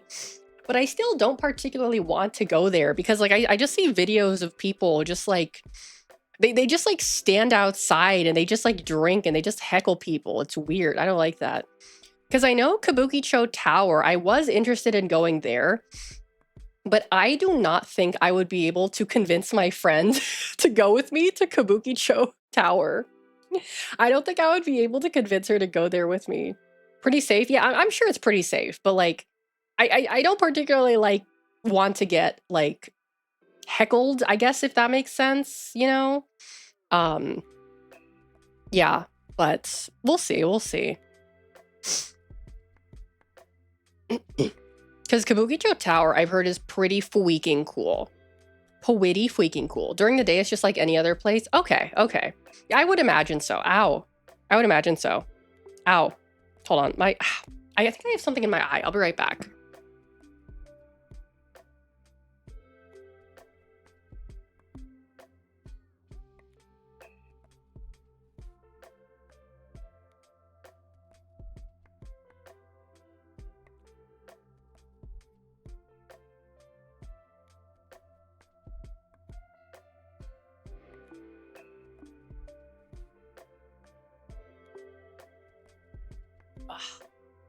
You know, when you feel like you have something in your eye and you just like, you're looking at it and there's like nothing there, but you like feel like there's something there. And so you're just like losing your mind because it's like, you feel it. There's something there, but you can't see it. That drives me crazy. Plenty of good food options. The arcade was a bit hit and miss. Ah, okay, okay. I see. Although what has happened to me a few times is like, I feel like I have something in my eye. And I'm like, you know, I'm poking it, trying to figure out what's in there.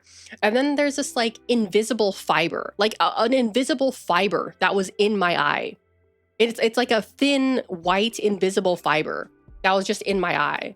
And I'm like, that's so annoying. I hate that. I hate that so much. Like if it's an eyelash, it's like you can see it and it's like, okay, I can just, you know, get that out of there. But if it's like an invisible fiber, oh my God, that's the worst. That is the worst. That is so annoying.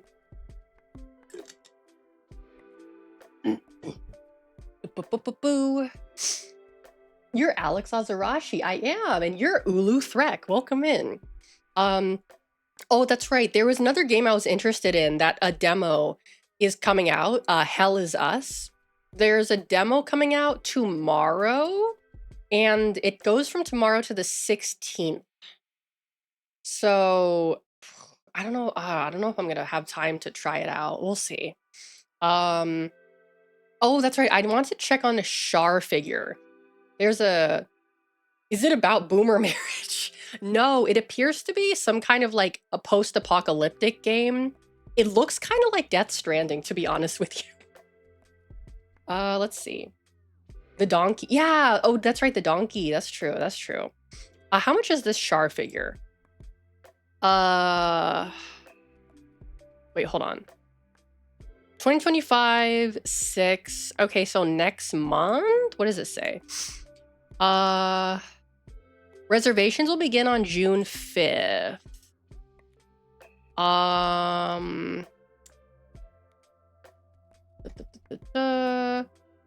they re-releasing this figure? What's going on? Hold on.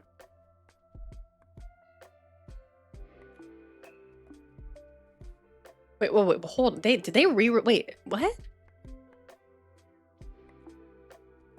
Is this a re-release or is this a new figure? Oh, it's like $150. Well, Oh, it was a limited reprint. Fuck. And it already released. Okay, well, it's expensive. What about the other one? I don't see it on here. Wait. Oh, wait, hold on. Are they re-releasing this figure? No, that was from 2019. Okay, okay. Okay. Well, either way, it's probably going to be expensive. So, yeah. Oh, that's right. Okay, I wanted to read this article on stream. It's a hard drive news article. Specifically, a interview with Todd Howard from Hard Drive News. The quote at the top of the article: "Video games don't make you violent. I am like that, all by myself." Our exclusive interview with Todd Howard. Okay, Bethesda CEO Todd Howard took some time out of his busy day working on the final touches to Starfield. Oh, this is an old article. This is from 2023. Okay, I'm going to read it anyway. To sit down with us and discuss his process. Okay, the question they ask: what is the worst thing about the games industry currently? Todd replies, "I think it's frankly obscene that Ice Spice hasn't been added to Fortnite yet." How do you come up with the ideas for your games? I do the same thing every big game designer does. I go to the gym and padlock myself in the sauna until I have a brilliant concept for a new game. Apparently he didn't get back to finishing Starfield either. I guess not, no. What do you think video games will be like in 20 years, Todd? It's impossible to say for sure about graphics or plot, but I can 100% guarantee they will be in pill form. What video games inspire you? I'd have to say the classics like Super Mario Sunshine, Earthbound, and Buttball, a game I invented with my cousin as a child that if I explained the rules would make you puke. Is there a game you always wish you could make? Dump Truck Driver 2. I have all the ideas and capital for the sequel. I just can't crack Dump Truck Driver 1. Would you ever make a movie out of one of your games? We already have. Most people don't know, but Aaron Sorkin's The Trial of the Chicago 7 is based on Morrowind.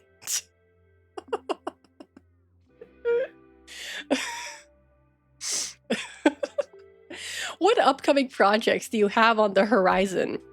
I'm glad I can finally talk about this. Later today, I'm going to the park to taunt all the pigeons by eating a full loaf of bread and not sharing one bite. I can't tell if this is a satire article or a real interview. Oh, do you think video games make people violent? Video games don't make people violent. I'm like that all by myself.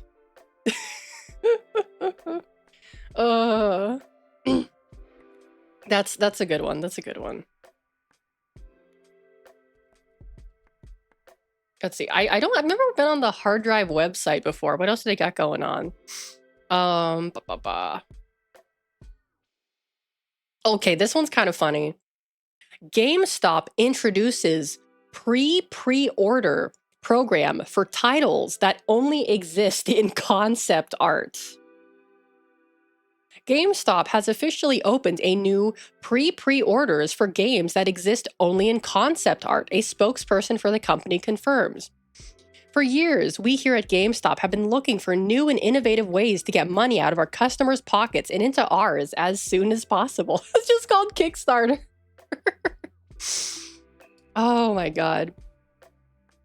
In the video game industry today, there is often a multi-year window between when gamers see that first look concept art for a new title and when they can actually give us their money for that game.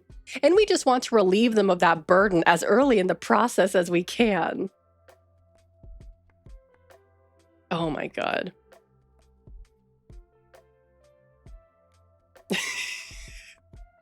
At press time, pre-orders for Grand Theft Auto Beantown have already sold out. That literally is just Kickstarter, though. That's literally just Kickstarter. Like, hey, Here's an AI generated image of a game concept. Give me $10,000. It's literally all it fucking is, dude. Oh man. I think one of the biggest disappointments that I've had in games on Kickstarter was We Happy Few. I was following that game pretty early on in the development, and I was like, wow, this game looks so cool. I love the concept. I love the themes. It seems like really interesting. I was like interested in it. And then it came out and everyone was like, actually, this is ass. Actually, this is ass. And it just like tanked. It was like buggy. It was like unfinished. We Happy Few was the one that radicalized you. Yeah. Like it looked like they had a really solid concept going on there, but everything just like fell apart, I guess. I don't know what they couldn't find programmers or like what the deal was, but yeah, it's very unfortunate what happened. Indivisible turned out okay. Glad I supported them. Indivisible. That sounds really familiar. Oh, that was wait, no, that's not it. Oh, what was Oh, okay, I remember. Okay, I remember. Okay, this was from the person behind Skullgirls, right? Also, Simmer, thank you so much for the follow. Welcome in. Yeah, I think it was yeah, this was by the Skullgirls artist or dev. I don't remember. Let's see.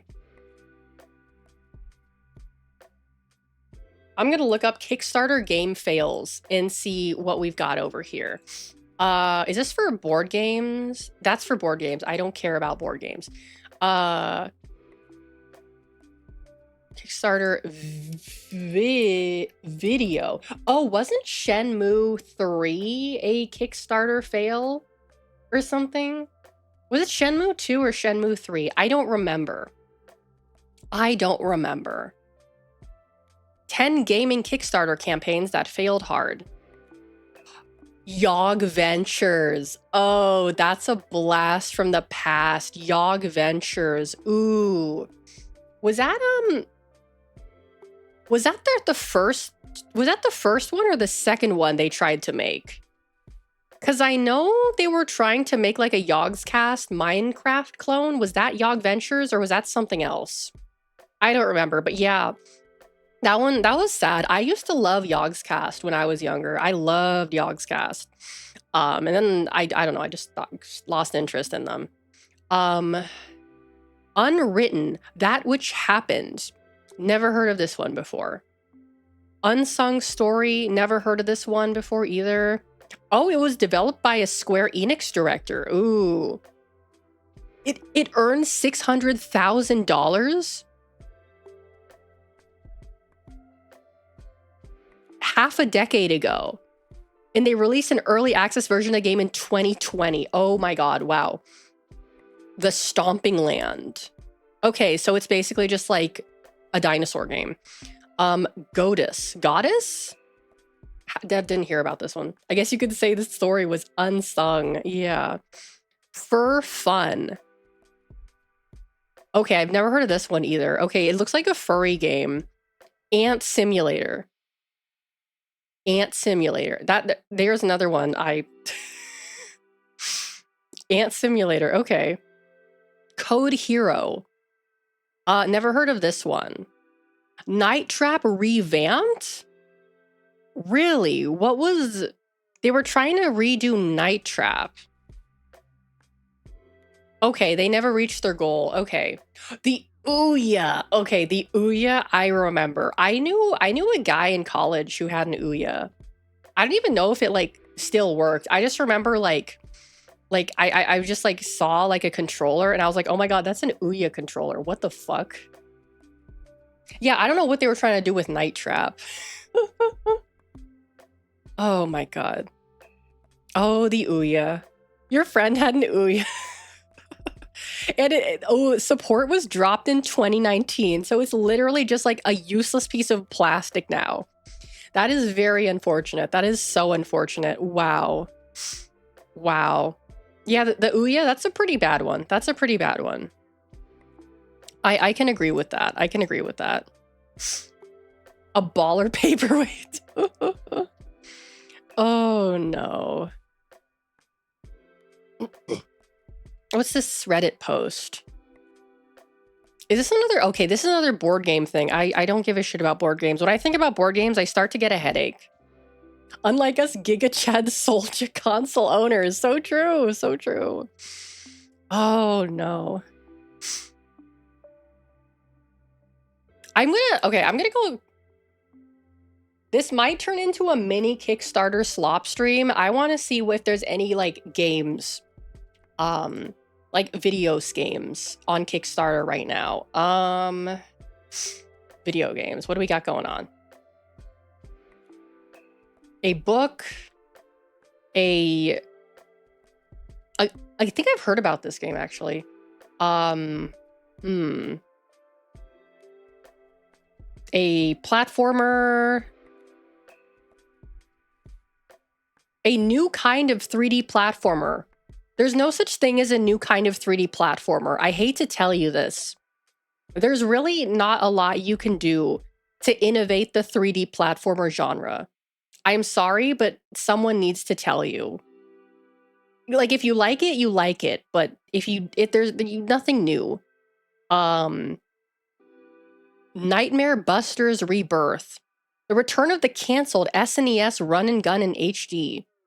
They bought a Croc. I think I heard about that one. A visual novel of an Otome game. Nah. A retro-inspired pixel and art 2D platformer like you've never seen before. Literally every single time. It's like, I'm sorry, you can't, there's no innovation there. I'm sorry, you're just not. There's not. You can say whatever you want, but like, that's not, no. Okay. Here's one I think I found. New MMORPG game. Assist the creation of a new MMORPG. And there's only one picture. It says, aspiring developer looking for funding to create a awesome project. $2,275 out of $15,000.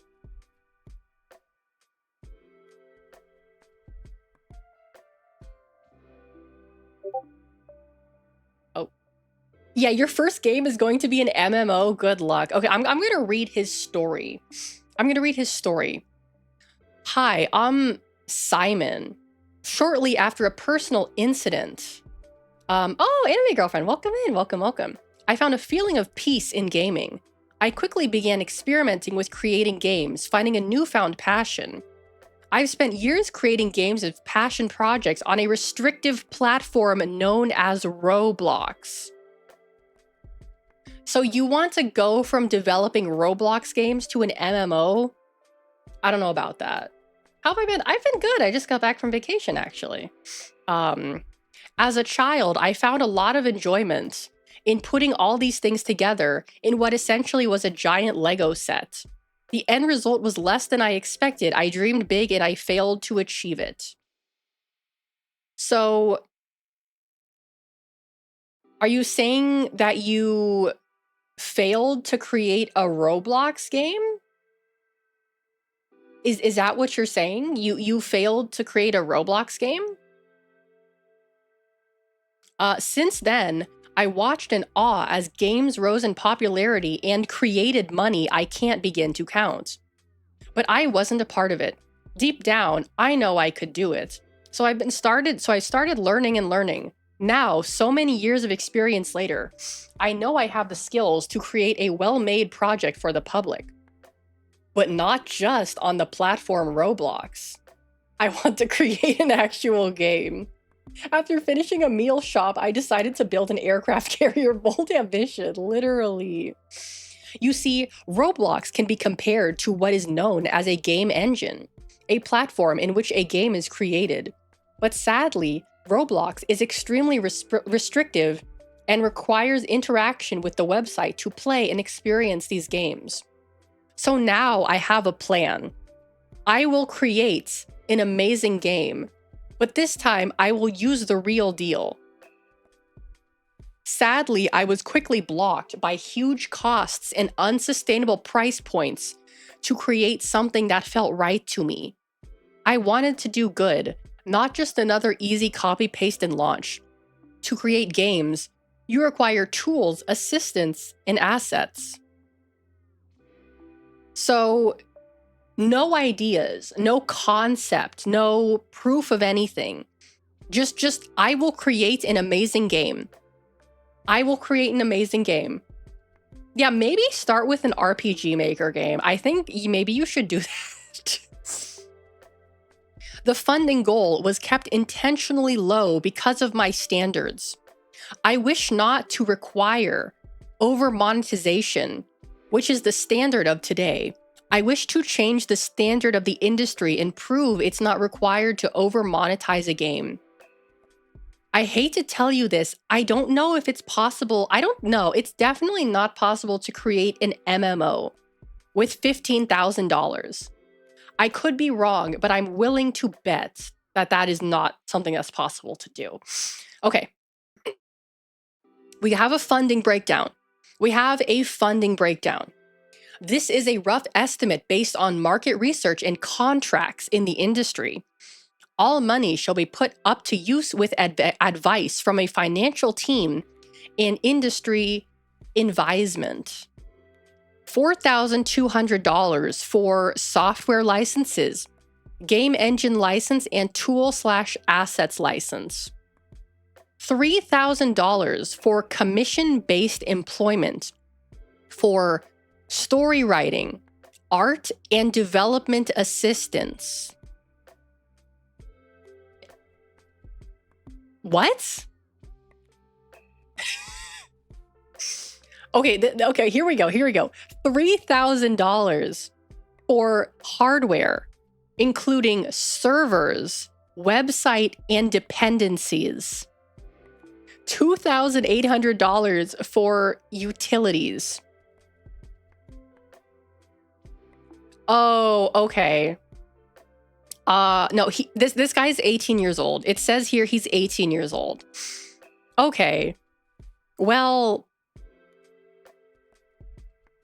yeah, you know, that's something an 18-year-old would do. That's some stupid shit an 18-year-old would do. I can't really fault them for that.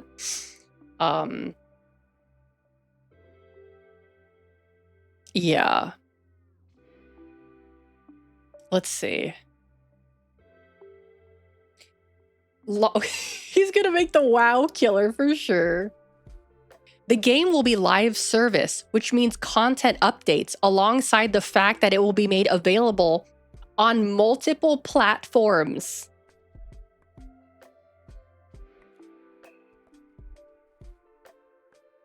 Yeah, you know, it's just like one of those things where it's like some people, they need to crash and burn because that is the only way for them to learn is through failure. Also, this guy is based out of Belgium. I don't know if that has to do with anything. I don't know anything about the Belgians. So, yeah. Let's see. 3K on servers full of multi-platform MMO. Yeah, Land of the Waffle, exactly. Coming soon to the Ouya. That's the other platform. That's the other platform they were talking about. Let's see.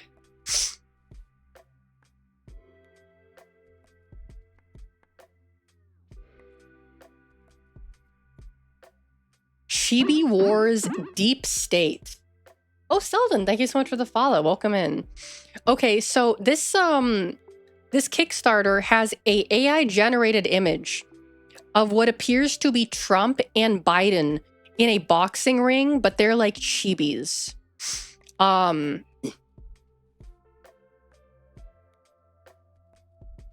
Chibi Wars Deep State is a first-person shooter like no other, blending heart-pounding action with adorable chibi-style characters and a razor-sharp political satirical edge. As a fearless truth seeker, you'll dive into a dystopian city to expose the deep state's darkest secrets, armed with wild weapons and the power of social media. You get to play as the president in chibi form. After losing a rigged re-election bid, your mission is to unravel the deep state's web of conspiracies, from secret pizza parlors to mind-zapping 5G towers. With pint-sized heroes leading the charge, you'll face off against cartoonish villains in a world that's as absurd as it is oppressive.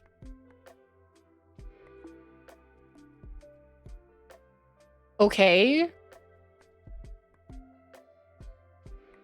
What sets this game apart is the social media influence meter.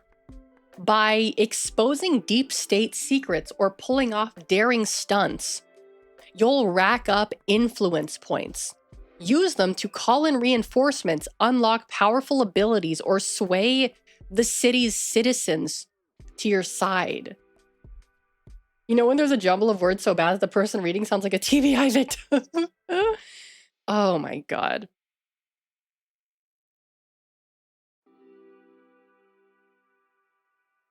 Oh, and he's a solo dev, too. I like what he says. He says he has been pouring his heart into this project, from coding the first prototype to sketching chibi villains. And yet, most of the pictures he's used are, like, AI generated?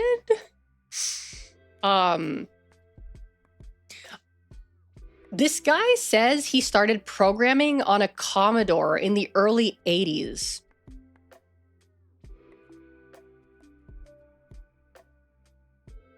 Hold on, how much is he asking for this? $30,000. Okay. His experience. I started programming on a Commodore in the early 1980s. I've taken programming classes in both high school and college. And he has one failed project, which was also an MMO.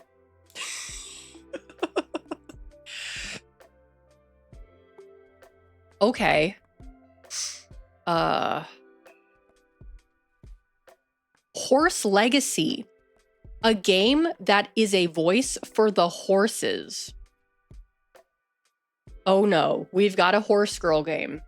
All right, so they're asking for $24,000 for a real-time 3D action-adventure single-player horse game, artistically rendering the silent language between horses and people.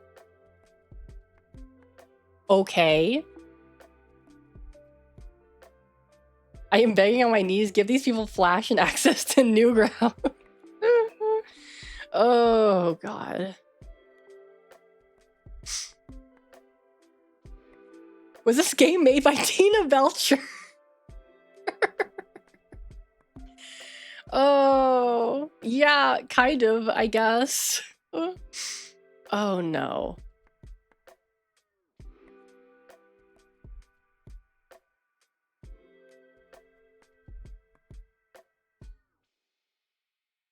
Oh my god. Necro, hello, welcome in. I don't... Okay, I'm gonna read you this. I'm gonna read you this.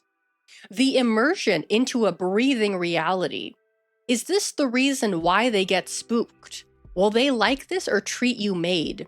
Will they choose you again, eagerly trotting back to your side? Or will you try to mend your ways, seeking forgiveness, to atone? With no undo button, your mind is your only tool.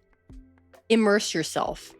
Depend on sound, sight, and touch to solve horse problems that otherwise would have written off and resulted them in reduced to a piece of meat to be sold. Was this Google translated through 6 different languages before posting? This does read kind of like an AI, like it was written by AI.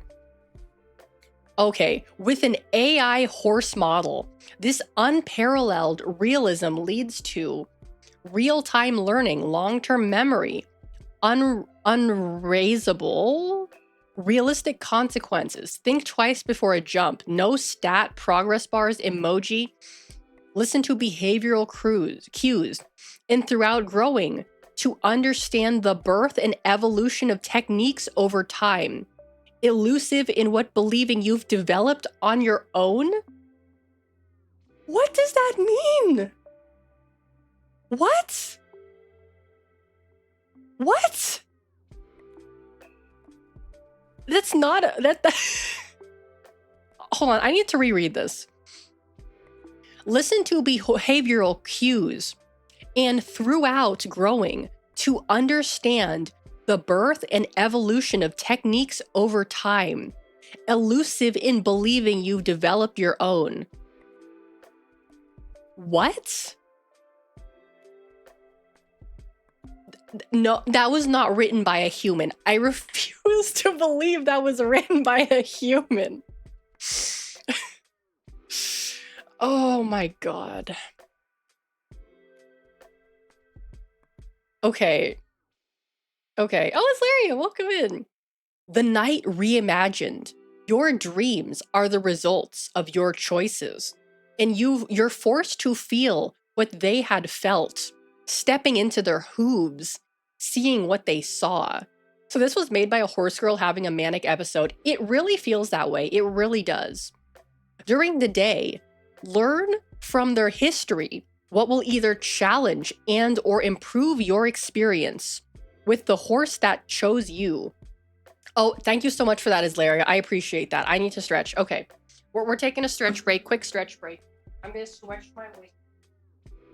Okay.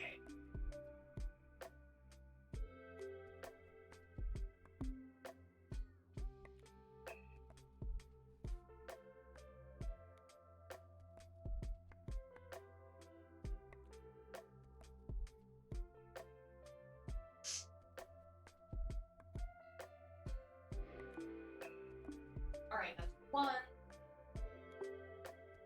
Number two coming up. Ugh.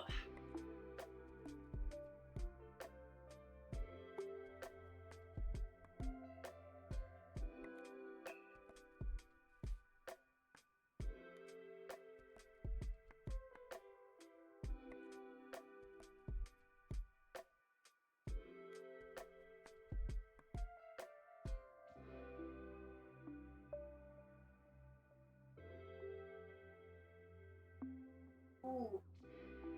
Okay. Excellent. Thank you. Thank you. You make it sound like this horse is my war of mine or something. AI horse model is a statement that would explode a Victorian era potato farmer. Ah, I'm gonna head out, Grimbo. Have a good night. Have a good night. Okay.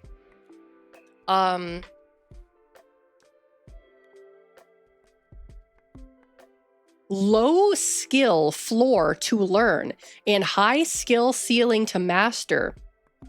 Esport potential a whisper. The experience fast-paced, rewarding, and packed with adrenaline. The ventures through the land are inspired by Metroidvanias, like Hollow Knight? Other than the secrets to uncover and nooks to prove claim, it will constantly challenge the both of you? What?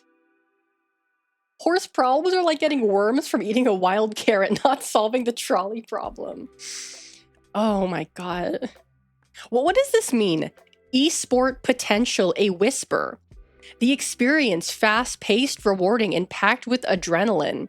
What do you mean the ventures are inspired by Metroidvanias like Hollow Knight? What are you talking about? What do you mean? What? What? What?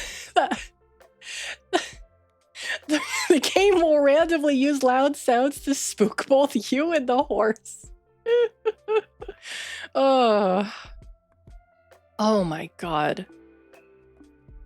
Oh, they're a Roblox. Oh, they're doing it. Okay, they're doing a Roblox studio thing. Yeah, this is. I think this is gonna be a Roblox, the Dark Souls of the equestrian lifestyle.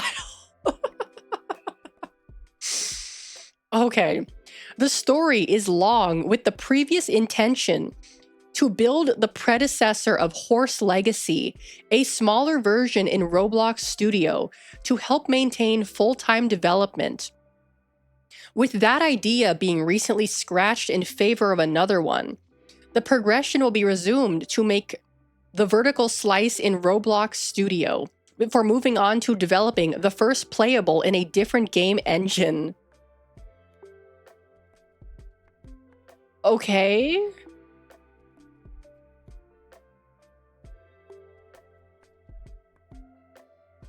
Okay, okay.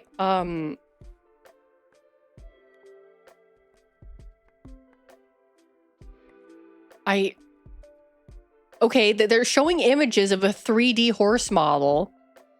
Um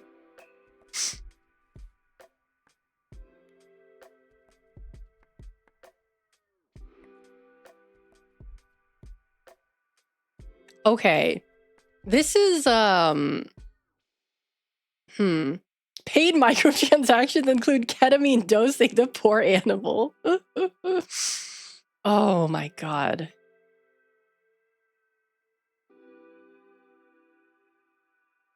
I think this is going to be an Unreal Engine game.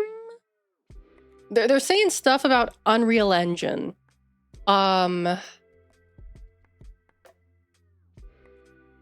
Also, this is written in the third person.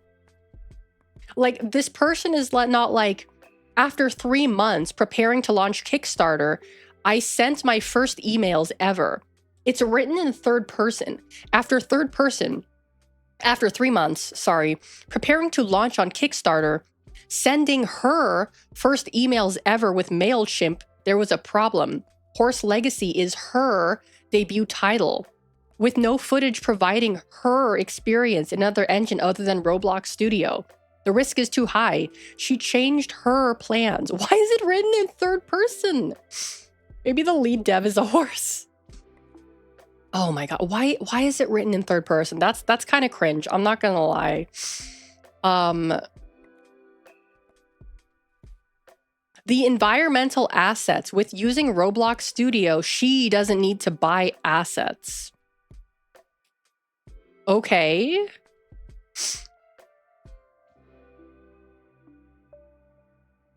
Risks. What are the risks?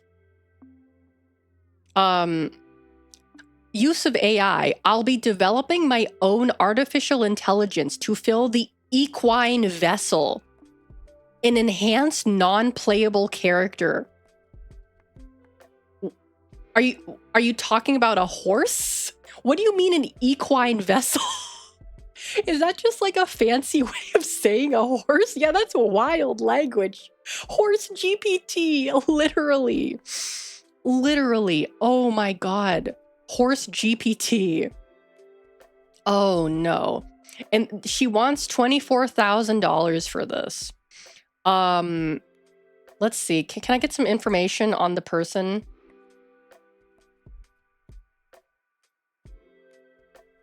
They're from New Jersey. Mura-sensei, welcome in. Places on the body? I don't even know anymore. Horses will solve my aerospace homework. This is her profile. Like many, as a born horse lover, I can confirm to have heard about every single horse game. A love molded into a passion to create what has yet to exist. The 8th Circle of Hell, Jersey. Okay, well, good luck on Horse Legacy. Good luck with that. Roblox game. An 18 plus 2D platformer game. What do you mean by that? Oh, Hug a Tree Bear. Welcome in. Welcome, welcome. A 2D platformer game, 18 plus. A 2D platformer action game with isekai themes. Okay.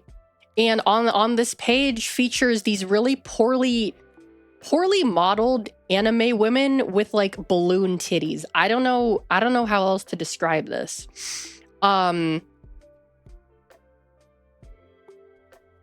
This is an 18 plus Metroidvania game with 5 stages.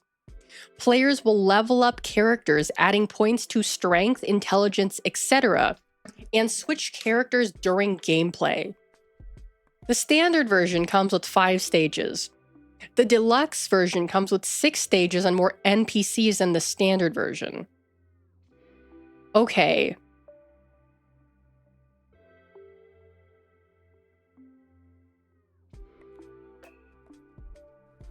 Oh my god, okay. I'm a little uncomfortable with reading this, but I think you guys need to hear it to fully grasp how unhinged this is. This is a fantasy world where people use swords and magic.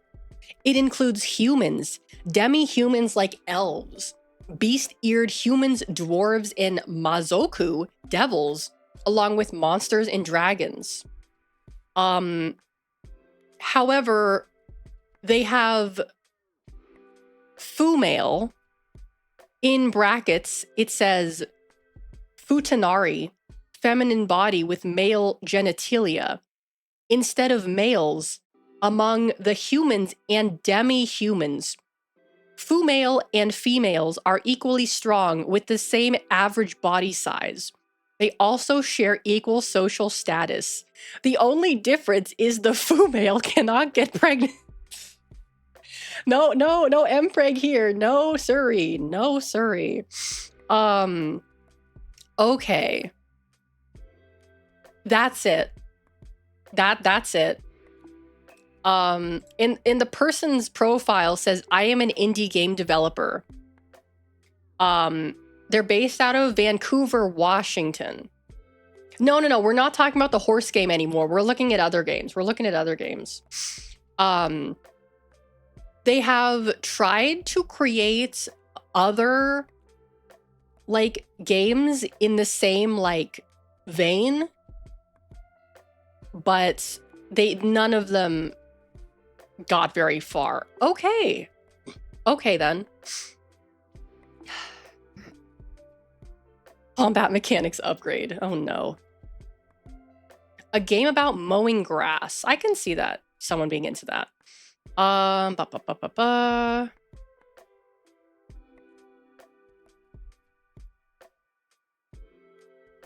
like another pet game. A Metroidvania video game. Egg World. This one was fully funded.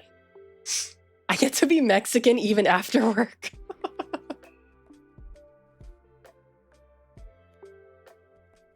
Sorry, I gotta wipe my nose. Let's see. I'm trying to look for something unhinged. A lot of these is just kind of like AI slop games. Yeah, Metroidvania seems to be like the hot word. Oh, Himbo House Buzzin', welcome in, welcome. We're looking at a Kickstarter slop again.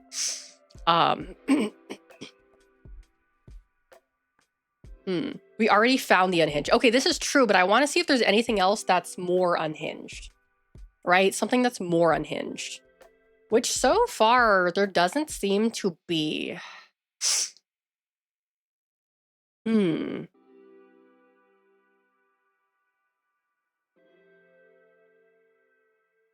Oh, Danny, welcome in. Welcome. Oh no, I have to sneeze.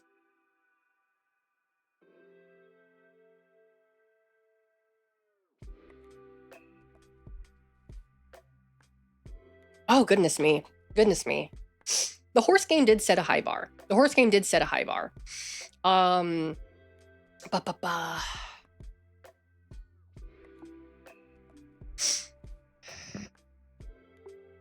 my god, my allergy medicine did nothing. Yeah, there doesn't seem to be anything else that unhinged here. Yeah, a lot of this stuff from what I can see is stuff that I looked at last time. Oh, thank you for reminding me. I forgot to take the egg off. Someone redeemed egg earlier and the redeem didn't work, so I manually activated the egg. but I think it's time to manually deactivate the egg, if I can remember how to do that. Oh, here we go. There we go. There we go. Okay. Yeah, most of these are just kind of like AI slop games. That's disappointing.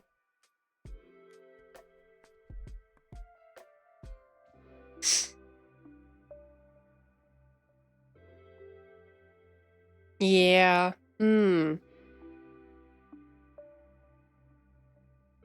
Oh, there we go. There we go. Egg is back. Egg is back. And it works now. Yay. Schizophrenia, a new game for the Game Boy Color. Now, hold on a second. A new game for the Game Boy Color called Schizophrenia. A short bio about my life as a mental health patient, covering deceit, trauma, and the lasting scars, including living with PSSD. This was, oh wow, this one got fully pledged. The goal was $1,000 and they reached $3,800. So apparently a lot of people are interested in Schizophrenia, the Game Boy Color game. Wow. Oh, it's a real Game Boy game. Real hardware. Wow. Okay.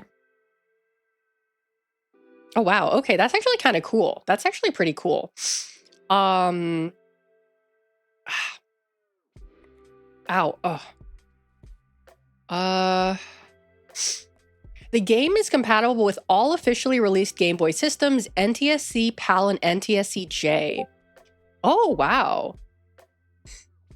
Dostoevsky is back and he's programming Game Boy games. This actually does look kind of cool. Okay, I thought this was going to be like a cringe joke, but this is actually kind of like a legit thing. Yeah, now I feel bad for like trying to make fun of this. Okay. At its core, do I work in a mental institution? No, of course not. At its core, Schizophrenia is an autobiographical exploration of life as a mental health patient. It's a story of deceit, betrayal, and trauma, but also one of hope. The game dives into the often overlooked realities of post-SSRI sexual dysfunction, PSSD, and the lingering scars of such experiences. So,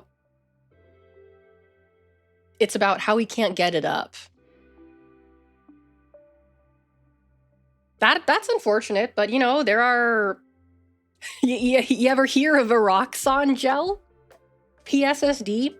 Post-SSRI sexual dysfunction. That's what PSSD stands for. Which, in layman's terms, means you can't get it up because you took too much SSRIs or something. I think. I don't know. Pour one out for their slip and slide. Yeah, I mean, that is unfortunate, but I assume there are things you can do about that. Post-false penile stress disorder. No, don't say that. Don't say that. Oh, no.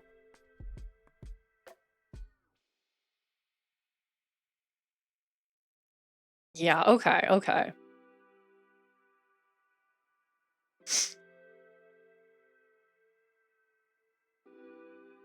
Oh, what else?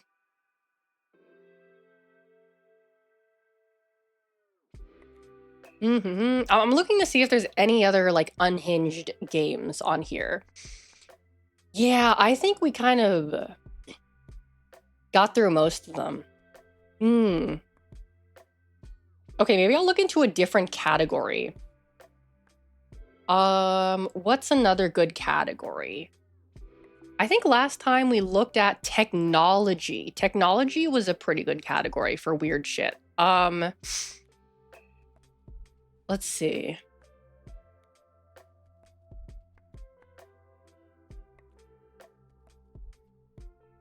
What is, oh, hold on. What is this? Boya Magic. The world's first AI-powered transformable wireless mic. Oh, okay, it has AI noise cancellation. Well, I mean, that's always a hit or a miss. So it's basically just like a miniature microphone with like AI noise cancellation. Okay. That's okay. Next up, dissociative disorder on the PSP. Gonna hit out anime girlfriend? No problem. Have a good one. Have a good one. Oh, I found one.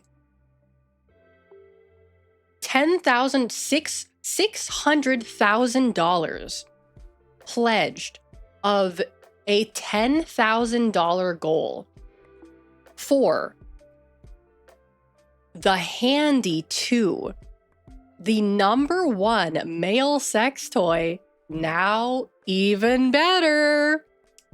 A high-end male stroker that syncs with video, cam artists, games, and more. Get yours now at the absolute best price will do ever. Alrighty. What other sex toy does a man need besides a hole? This is for like if you're lazy though.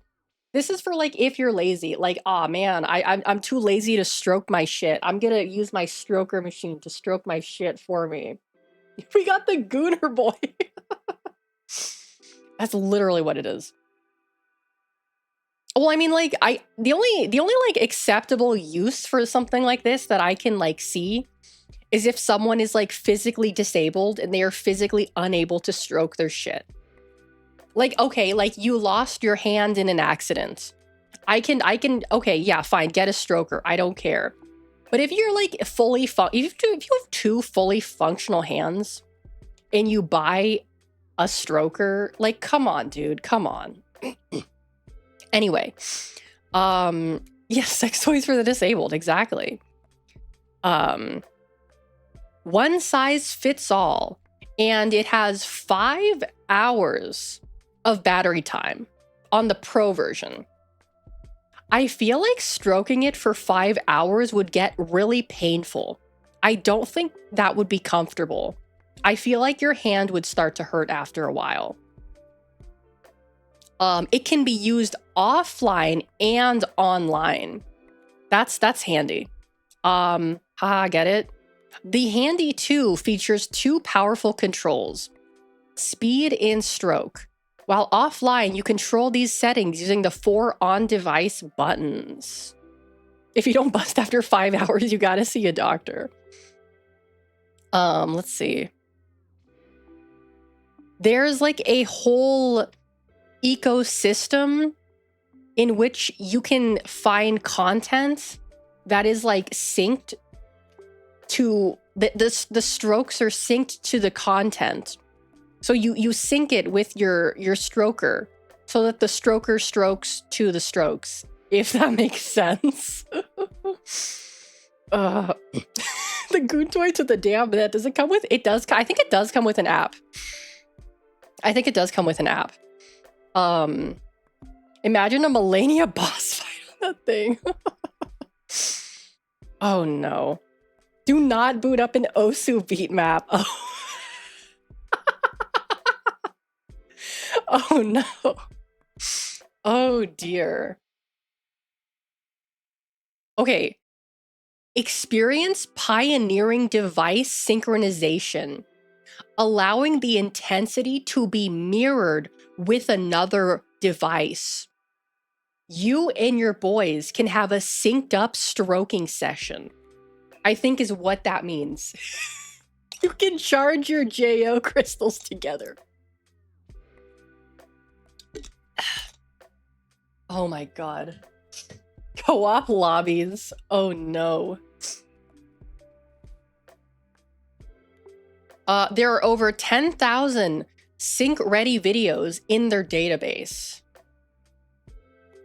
Okay, so the early bird special. You guys must be wondering how much it costs. The early bird special is $179. That's 40% off the full price. And you get the Handy 2, the True Grip trademark, Gen 1 sleeve. 1 USB-C cable and 1 year warranty. Okay.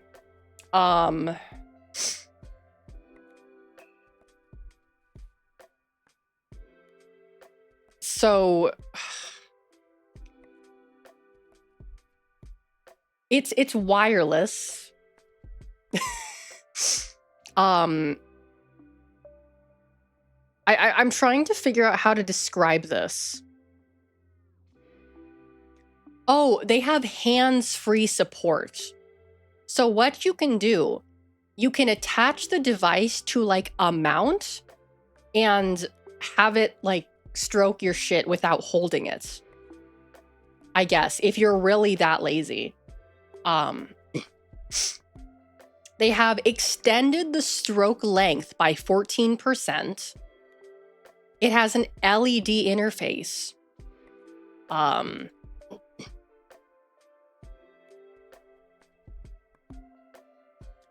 People are reviewing it, and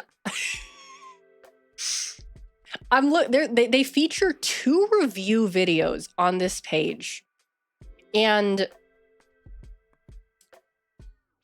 the guys, like, they appear to be middle-aged men who are all like very jazzed about using the stroker.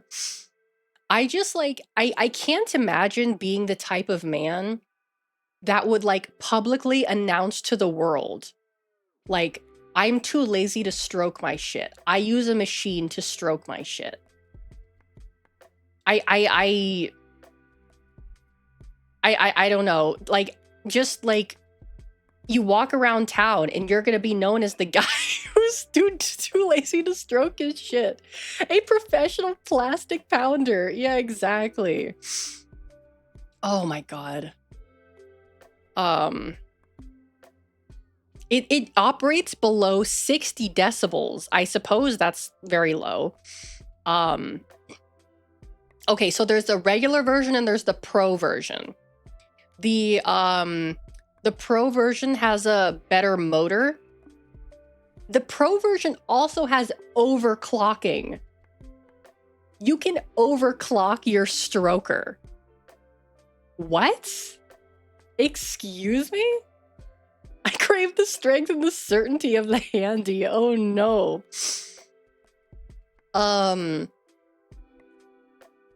Hold on. What did it say? I thought this is something else with the pro version. You can stealthily rock your shit in the middle of a conversation. That is terrifying. That is terrifying. It can go turbo mode. It can go turbo mode. Oh my god. And of course, you can buy sleeves, different sleeves for your stroker, that are like $20. I don't know. Does it mine Bitcoin as well? Overclock is like getting an experience from a girl with Tourette's. No, don't say that. Oh my god. Oh no.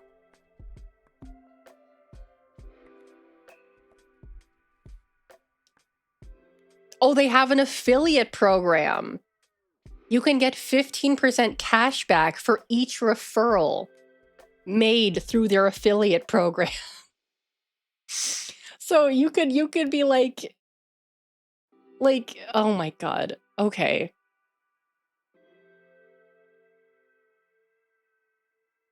Wow. Wow. Okay, well, that's the handy too. That's the handy too. That was something. That was something. Oh my goodness. Welcome to my YouTube review of the handy 2. Oh no. Oh dear.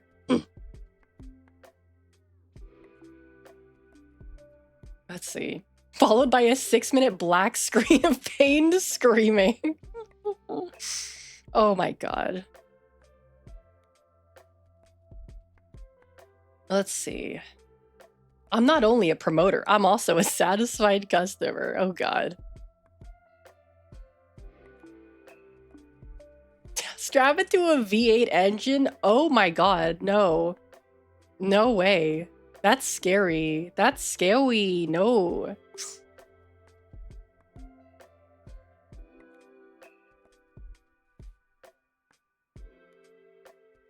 Let's see. Ba-ba-ba. Solar-powered AI ring. Okay, whatever that means.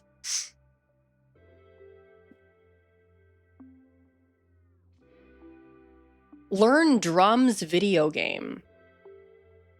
Hmm.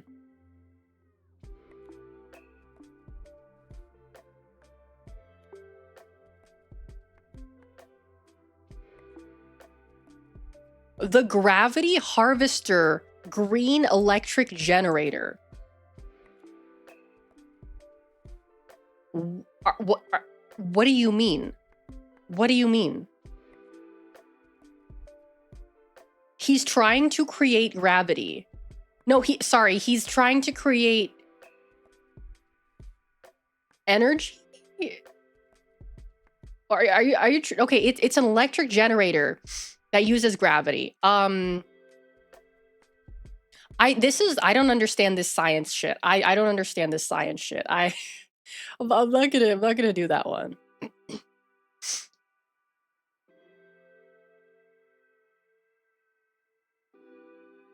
Wait. Hold on.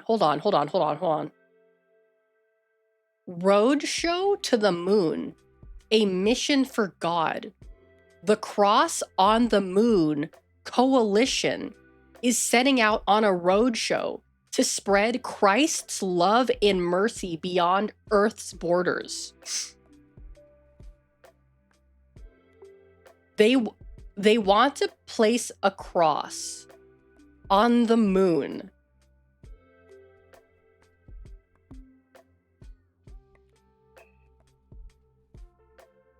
I don't know how to feel about this.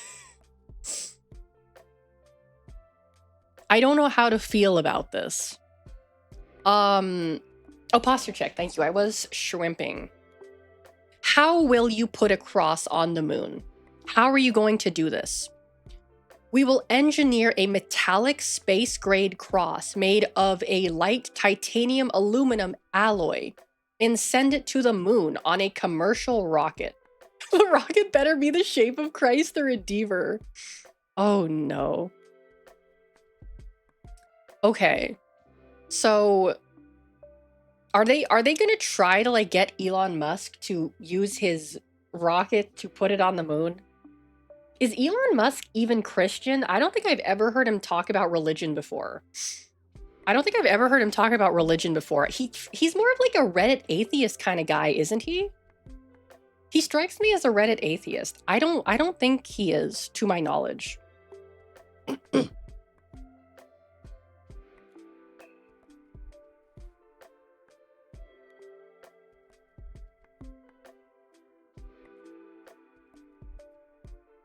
Hold on. I support this for the sheer balls of it. Elon Musk is a multi-month ketamine bender. He's already on the moon. This is true.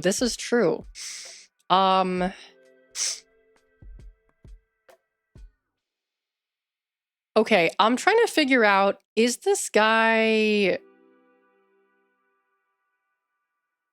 Like, what denomination is he? That's what I'm trying to figure out, because that'll tell me all I need to know. He's from Arlington, Virginia. That's not super... Oh, Nick, hello, welcome in. Let me go to the website. Patron saint. Saint Dominic. Okay.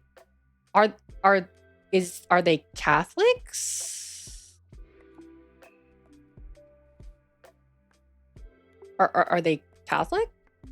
I'm trying to figure it. Hold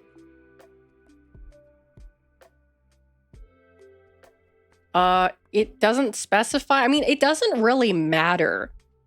But I'm just like trying to figure out if he's like one of those like weird little like, you know, those like mini like Christian cults that are just like really weird.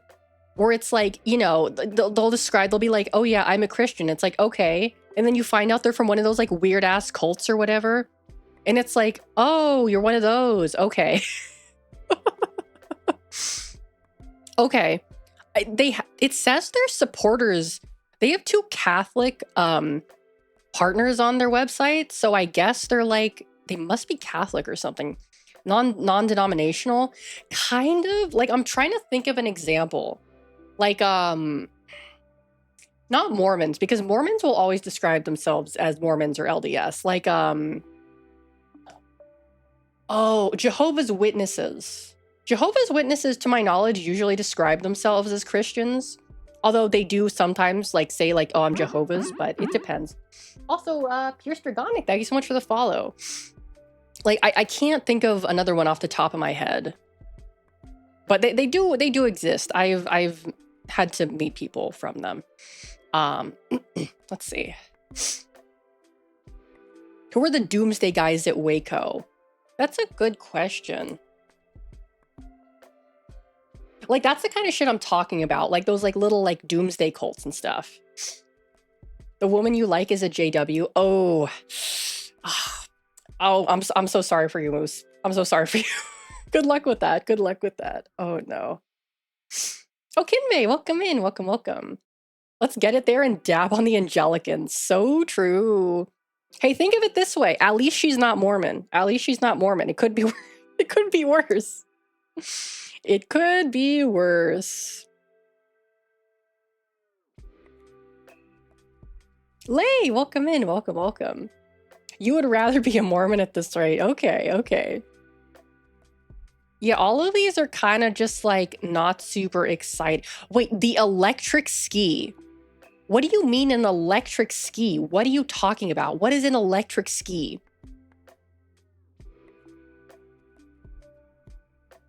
What do you mean an electric ski? For those who want to move efficiently through snow-covered terrain. Options are limited. They're either slow and time-consuming or loud and overbuilt. Oh, that's true. Yeah, LDS does have more space stuff. Yeah, no. Jehovah's Witnesses, yeah. Cross-country skiing will always have its place, but it often lacks the speed, range, or excitement many outdoor enthusiasts crave. Then don't go cross-country skiing? Go to the mountains? What?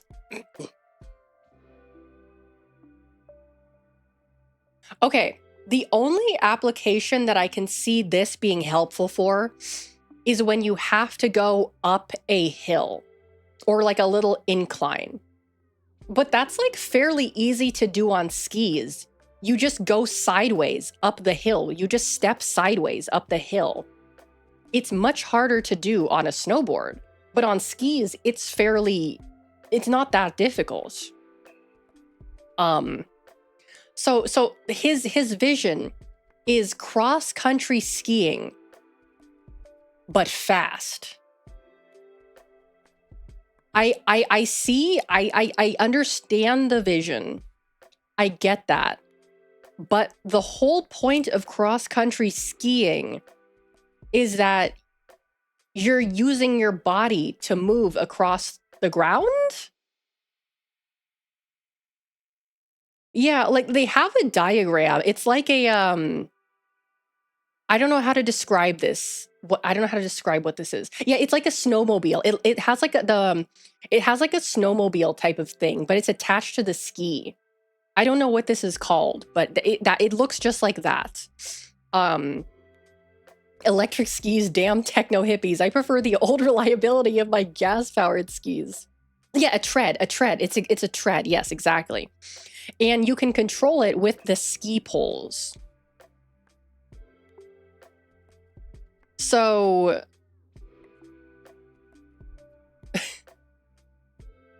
I just this is stupid. I'm sorry. This is stupid. This is dumb. This is just dumb. I'm sorry. This is really stupid. That's stupid. That's stupid. I'm sorry. I'm sorry to like. It's stupid. It's stupid. This is stupid. This is stupid. I'm sorry. It's stupid. It's stupid. It's stupid. Uh. Yeah, imagine you drop your poles because you're going too fast. Uh-oh, how do you stop? Okay. The world's first AI scale to auto-count calories. This is going to bring about a new age of anorexia. That's crazy. Open AI powered camera. Why do you need a camera on your scale?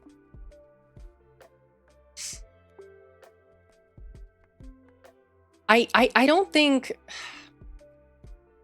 there's already an AI app that tracks calories and it's horribly wrong. Yeah, this is not like this is not anything. This is a waste of money. Like you can't, there is no way to like 100% accurately measure like calories.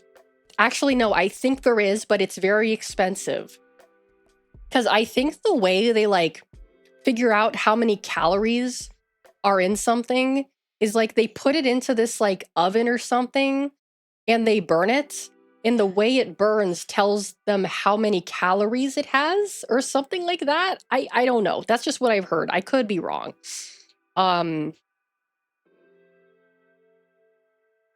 Yeah. Like, I don't necessarily think, like...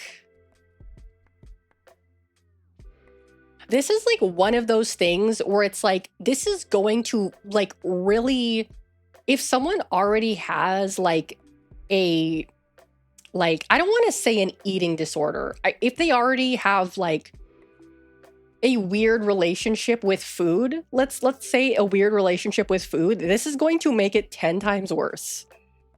This is going to make it 10 times worse. I do not think this is a good idea. I do not think this is a good idea. Like, why do you need to know? Like, you have a bowl of almonds, a small bowl of almonds. Why do you need to know, like, exactly how many calories are in there? Exactly, like to the minute detail. Like it like, okay, like if it says on the package a handful of almonds is like 50 calories, I don't know how many calories are in almonds, then like I don't know, like just deal with it. Like what do you, like I don't understand. Like just eyeball it, I guess. Like I don't. This is weird. This is weird. Although it does have no monthly fee, which is nice. Another content creator talking about an AI app that misidentifies a 30-calorie bag of miso soup as 200 calories. Yeah. Yeah. Yeah, this is kind of scary. This is a little scary. That's a little scary. Modding my fat-shaming AI to sound like Darth Vader giving me shit for eating Twinkies. Oh no. Oh no. Yeah. A smart bottle. That's stupid. A smart water bottle? Are you for real right now? That's so dumb. Oh, Vlad, hello, welcome in. That's so stupid. Metric Sip Equinox, the smart water bottle that thinks for you. Let's be honest, we all know hydration is crucial for energy, focus, overall health, and peak performance. Blah, blah, blah, blah, blah. Blah, blah, blah, blah, blah. It tracks everything you drink. Everything will be done automatically. You just have to check the results in the app. Equinox learns your hydration needs based on factors like your profile and activity levels and automatically tracks every sip you take throughout the day. Okay. I have a solution for this. If you really have trouble drinking water. Set an alarm on your phone for every hour of the day. And when that alarm goes off every hour, you drink water. Yeah, hook it up to a feeding tube while you're at it. Yeah. Like, if that's really so much of a problem for you, set an alarm. Babe, it's my 4 a.m. watering. Just like set an alarm on your phone that says drink water, and then drink water when the alarm goes off. Like, you don't need this stupid bullshit. This is stupid. This is so dumb. I hate this. This is stupid. This is so stupid. Or use code SHORTALEX on GamerSups or 69% off Hydrate all you want. Yeah, one day I'll get a GamerSups sponsorship. One day. Yeah, or even set a stopwatch. This is so stupid. And it's like $42. That's so dumb. That's so dumb. I hate this. This pisses me off. This is beyond stupid. I hate this. It's so stupid. Oh my god.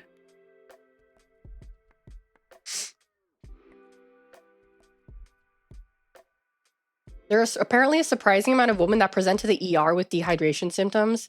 Yeah, I mean, that doesn't really surprise me all that much, to be honest with you. That doesn't surprise me. But like, yeah, just the solution is easy. Set an alarm on your phone or whatever. Alex Waifu Cup is a Kickstarter campaign. Well, no, to get a Waifu Cup, you need to have a GamerSup sponsorship and you need to sell a lot of product. So, yeah. Yeah, the smart AI water ball, that's stupid. That's beyond stupid. I don't like that. Ugh.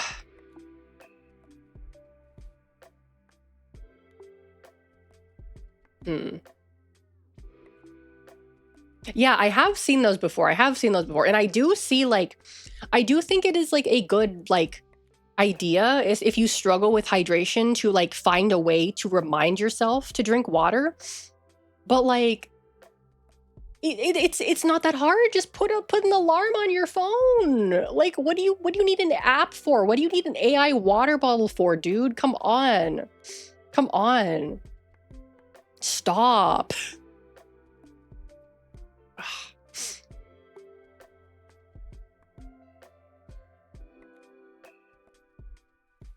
Does coffee count as hydration? You know, it doesn't. I think it does, but it's coffee dehydrates you, but you know, fuck me. I still drink coffee. Yeah, it has, yeah. AI water bottle, that's very passive aggressive. Let's see. Ooh, I'm getting hungry. Getting a little hungry. Oh, here's a good one.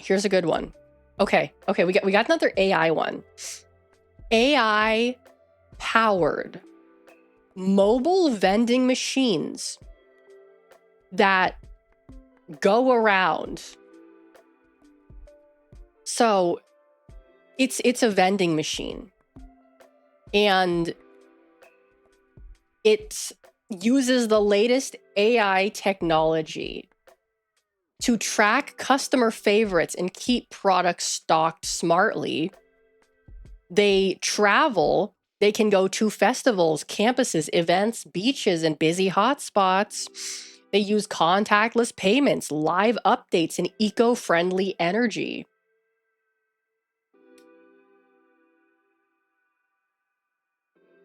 AI-powered mobile suit Gundam? No. It's an AI vending machine that they want $35,000 for.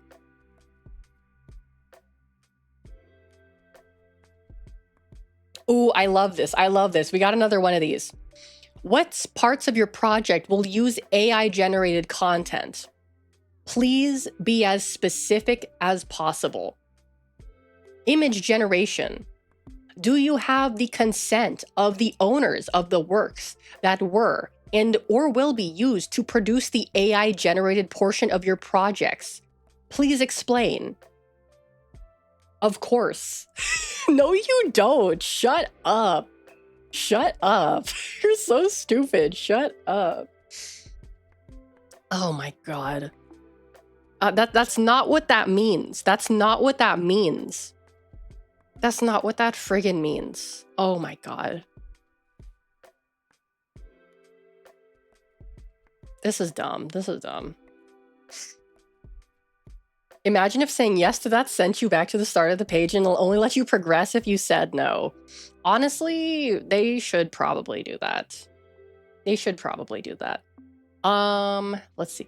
Oh, that's right. Oh, we already talked about this last time. The AI-powered spice grinder. Okay, we're back where we were before. Let's check on the AI-powered spice grinder. How's that doing? $14,000 of their $56,000 goal, and they only have 38 hours to go. Yeah, sorry, buddy. I don't think your AI-powered spice grinder is going to make it. What a shame. What a shame. And nothing of value was lost. Okay. Yeah, what would it even do? I talked about it. I genuinely don't remember. It's some stupid bullshit. Any very rich individuals in this chat looking for a spice grinder? Yeah, I do want to do another Kickstarter slop stream again. Probably, hopefully later this month, because I do want to wait a little bit for more like Kickstarters to go live. So I'll see if I can do one later. Oh, I have to pee and I am hungry at the same time. So I'm probably going to call it here for today. Let me switch over to my schedule so I can show you guys what's going on this week. Oh, I'm hungry. Okay. Big week this week. Tuesday. Elden Ring Night Rain with Nemi. That's gonna be a bit earlier. That's gonna be quite a bit earlier. Then Thursday we're gonna do Kazan. Friday we're probably going to stream the Summer Game Fest unless something else comes up. Saturday we're gonna watch the DS2 preview event. We're gonna be watching that. And then Sunday will most likely be Pokemon XD. Let's see here. Can I find someone to send you guys over to? Who's live right now? Oh, wait, what is Sorer doing? I don't think I've rated Sorer in a hot minute. What is Sorer doing? She's playing Yu-Gi-Oh! Okay. I'm gonna send you guys over to Sorer. But before I do, I hope you all have a wonderful, wonderful morning, afternoon, or evening, wherever you're from. And hopefully, I'll see you all next time. Bye-bye!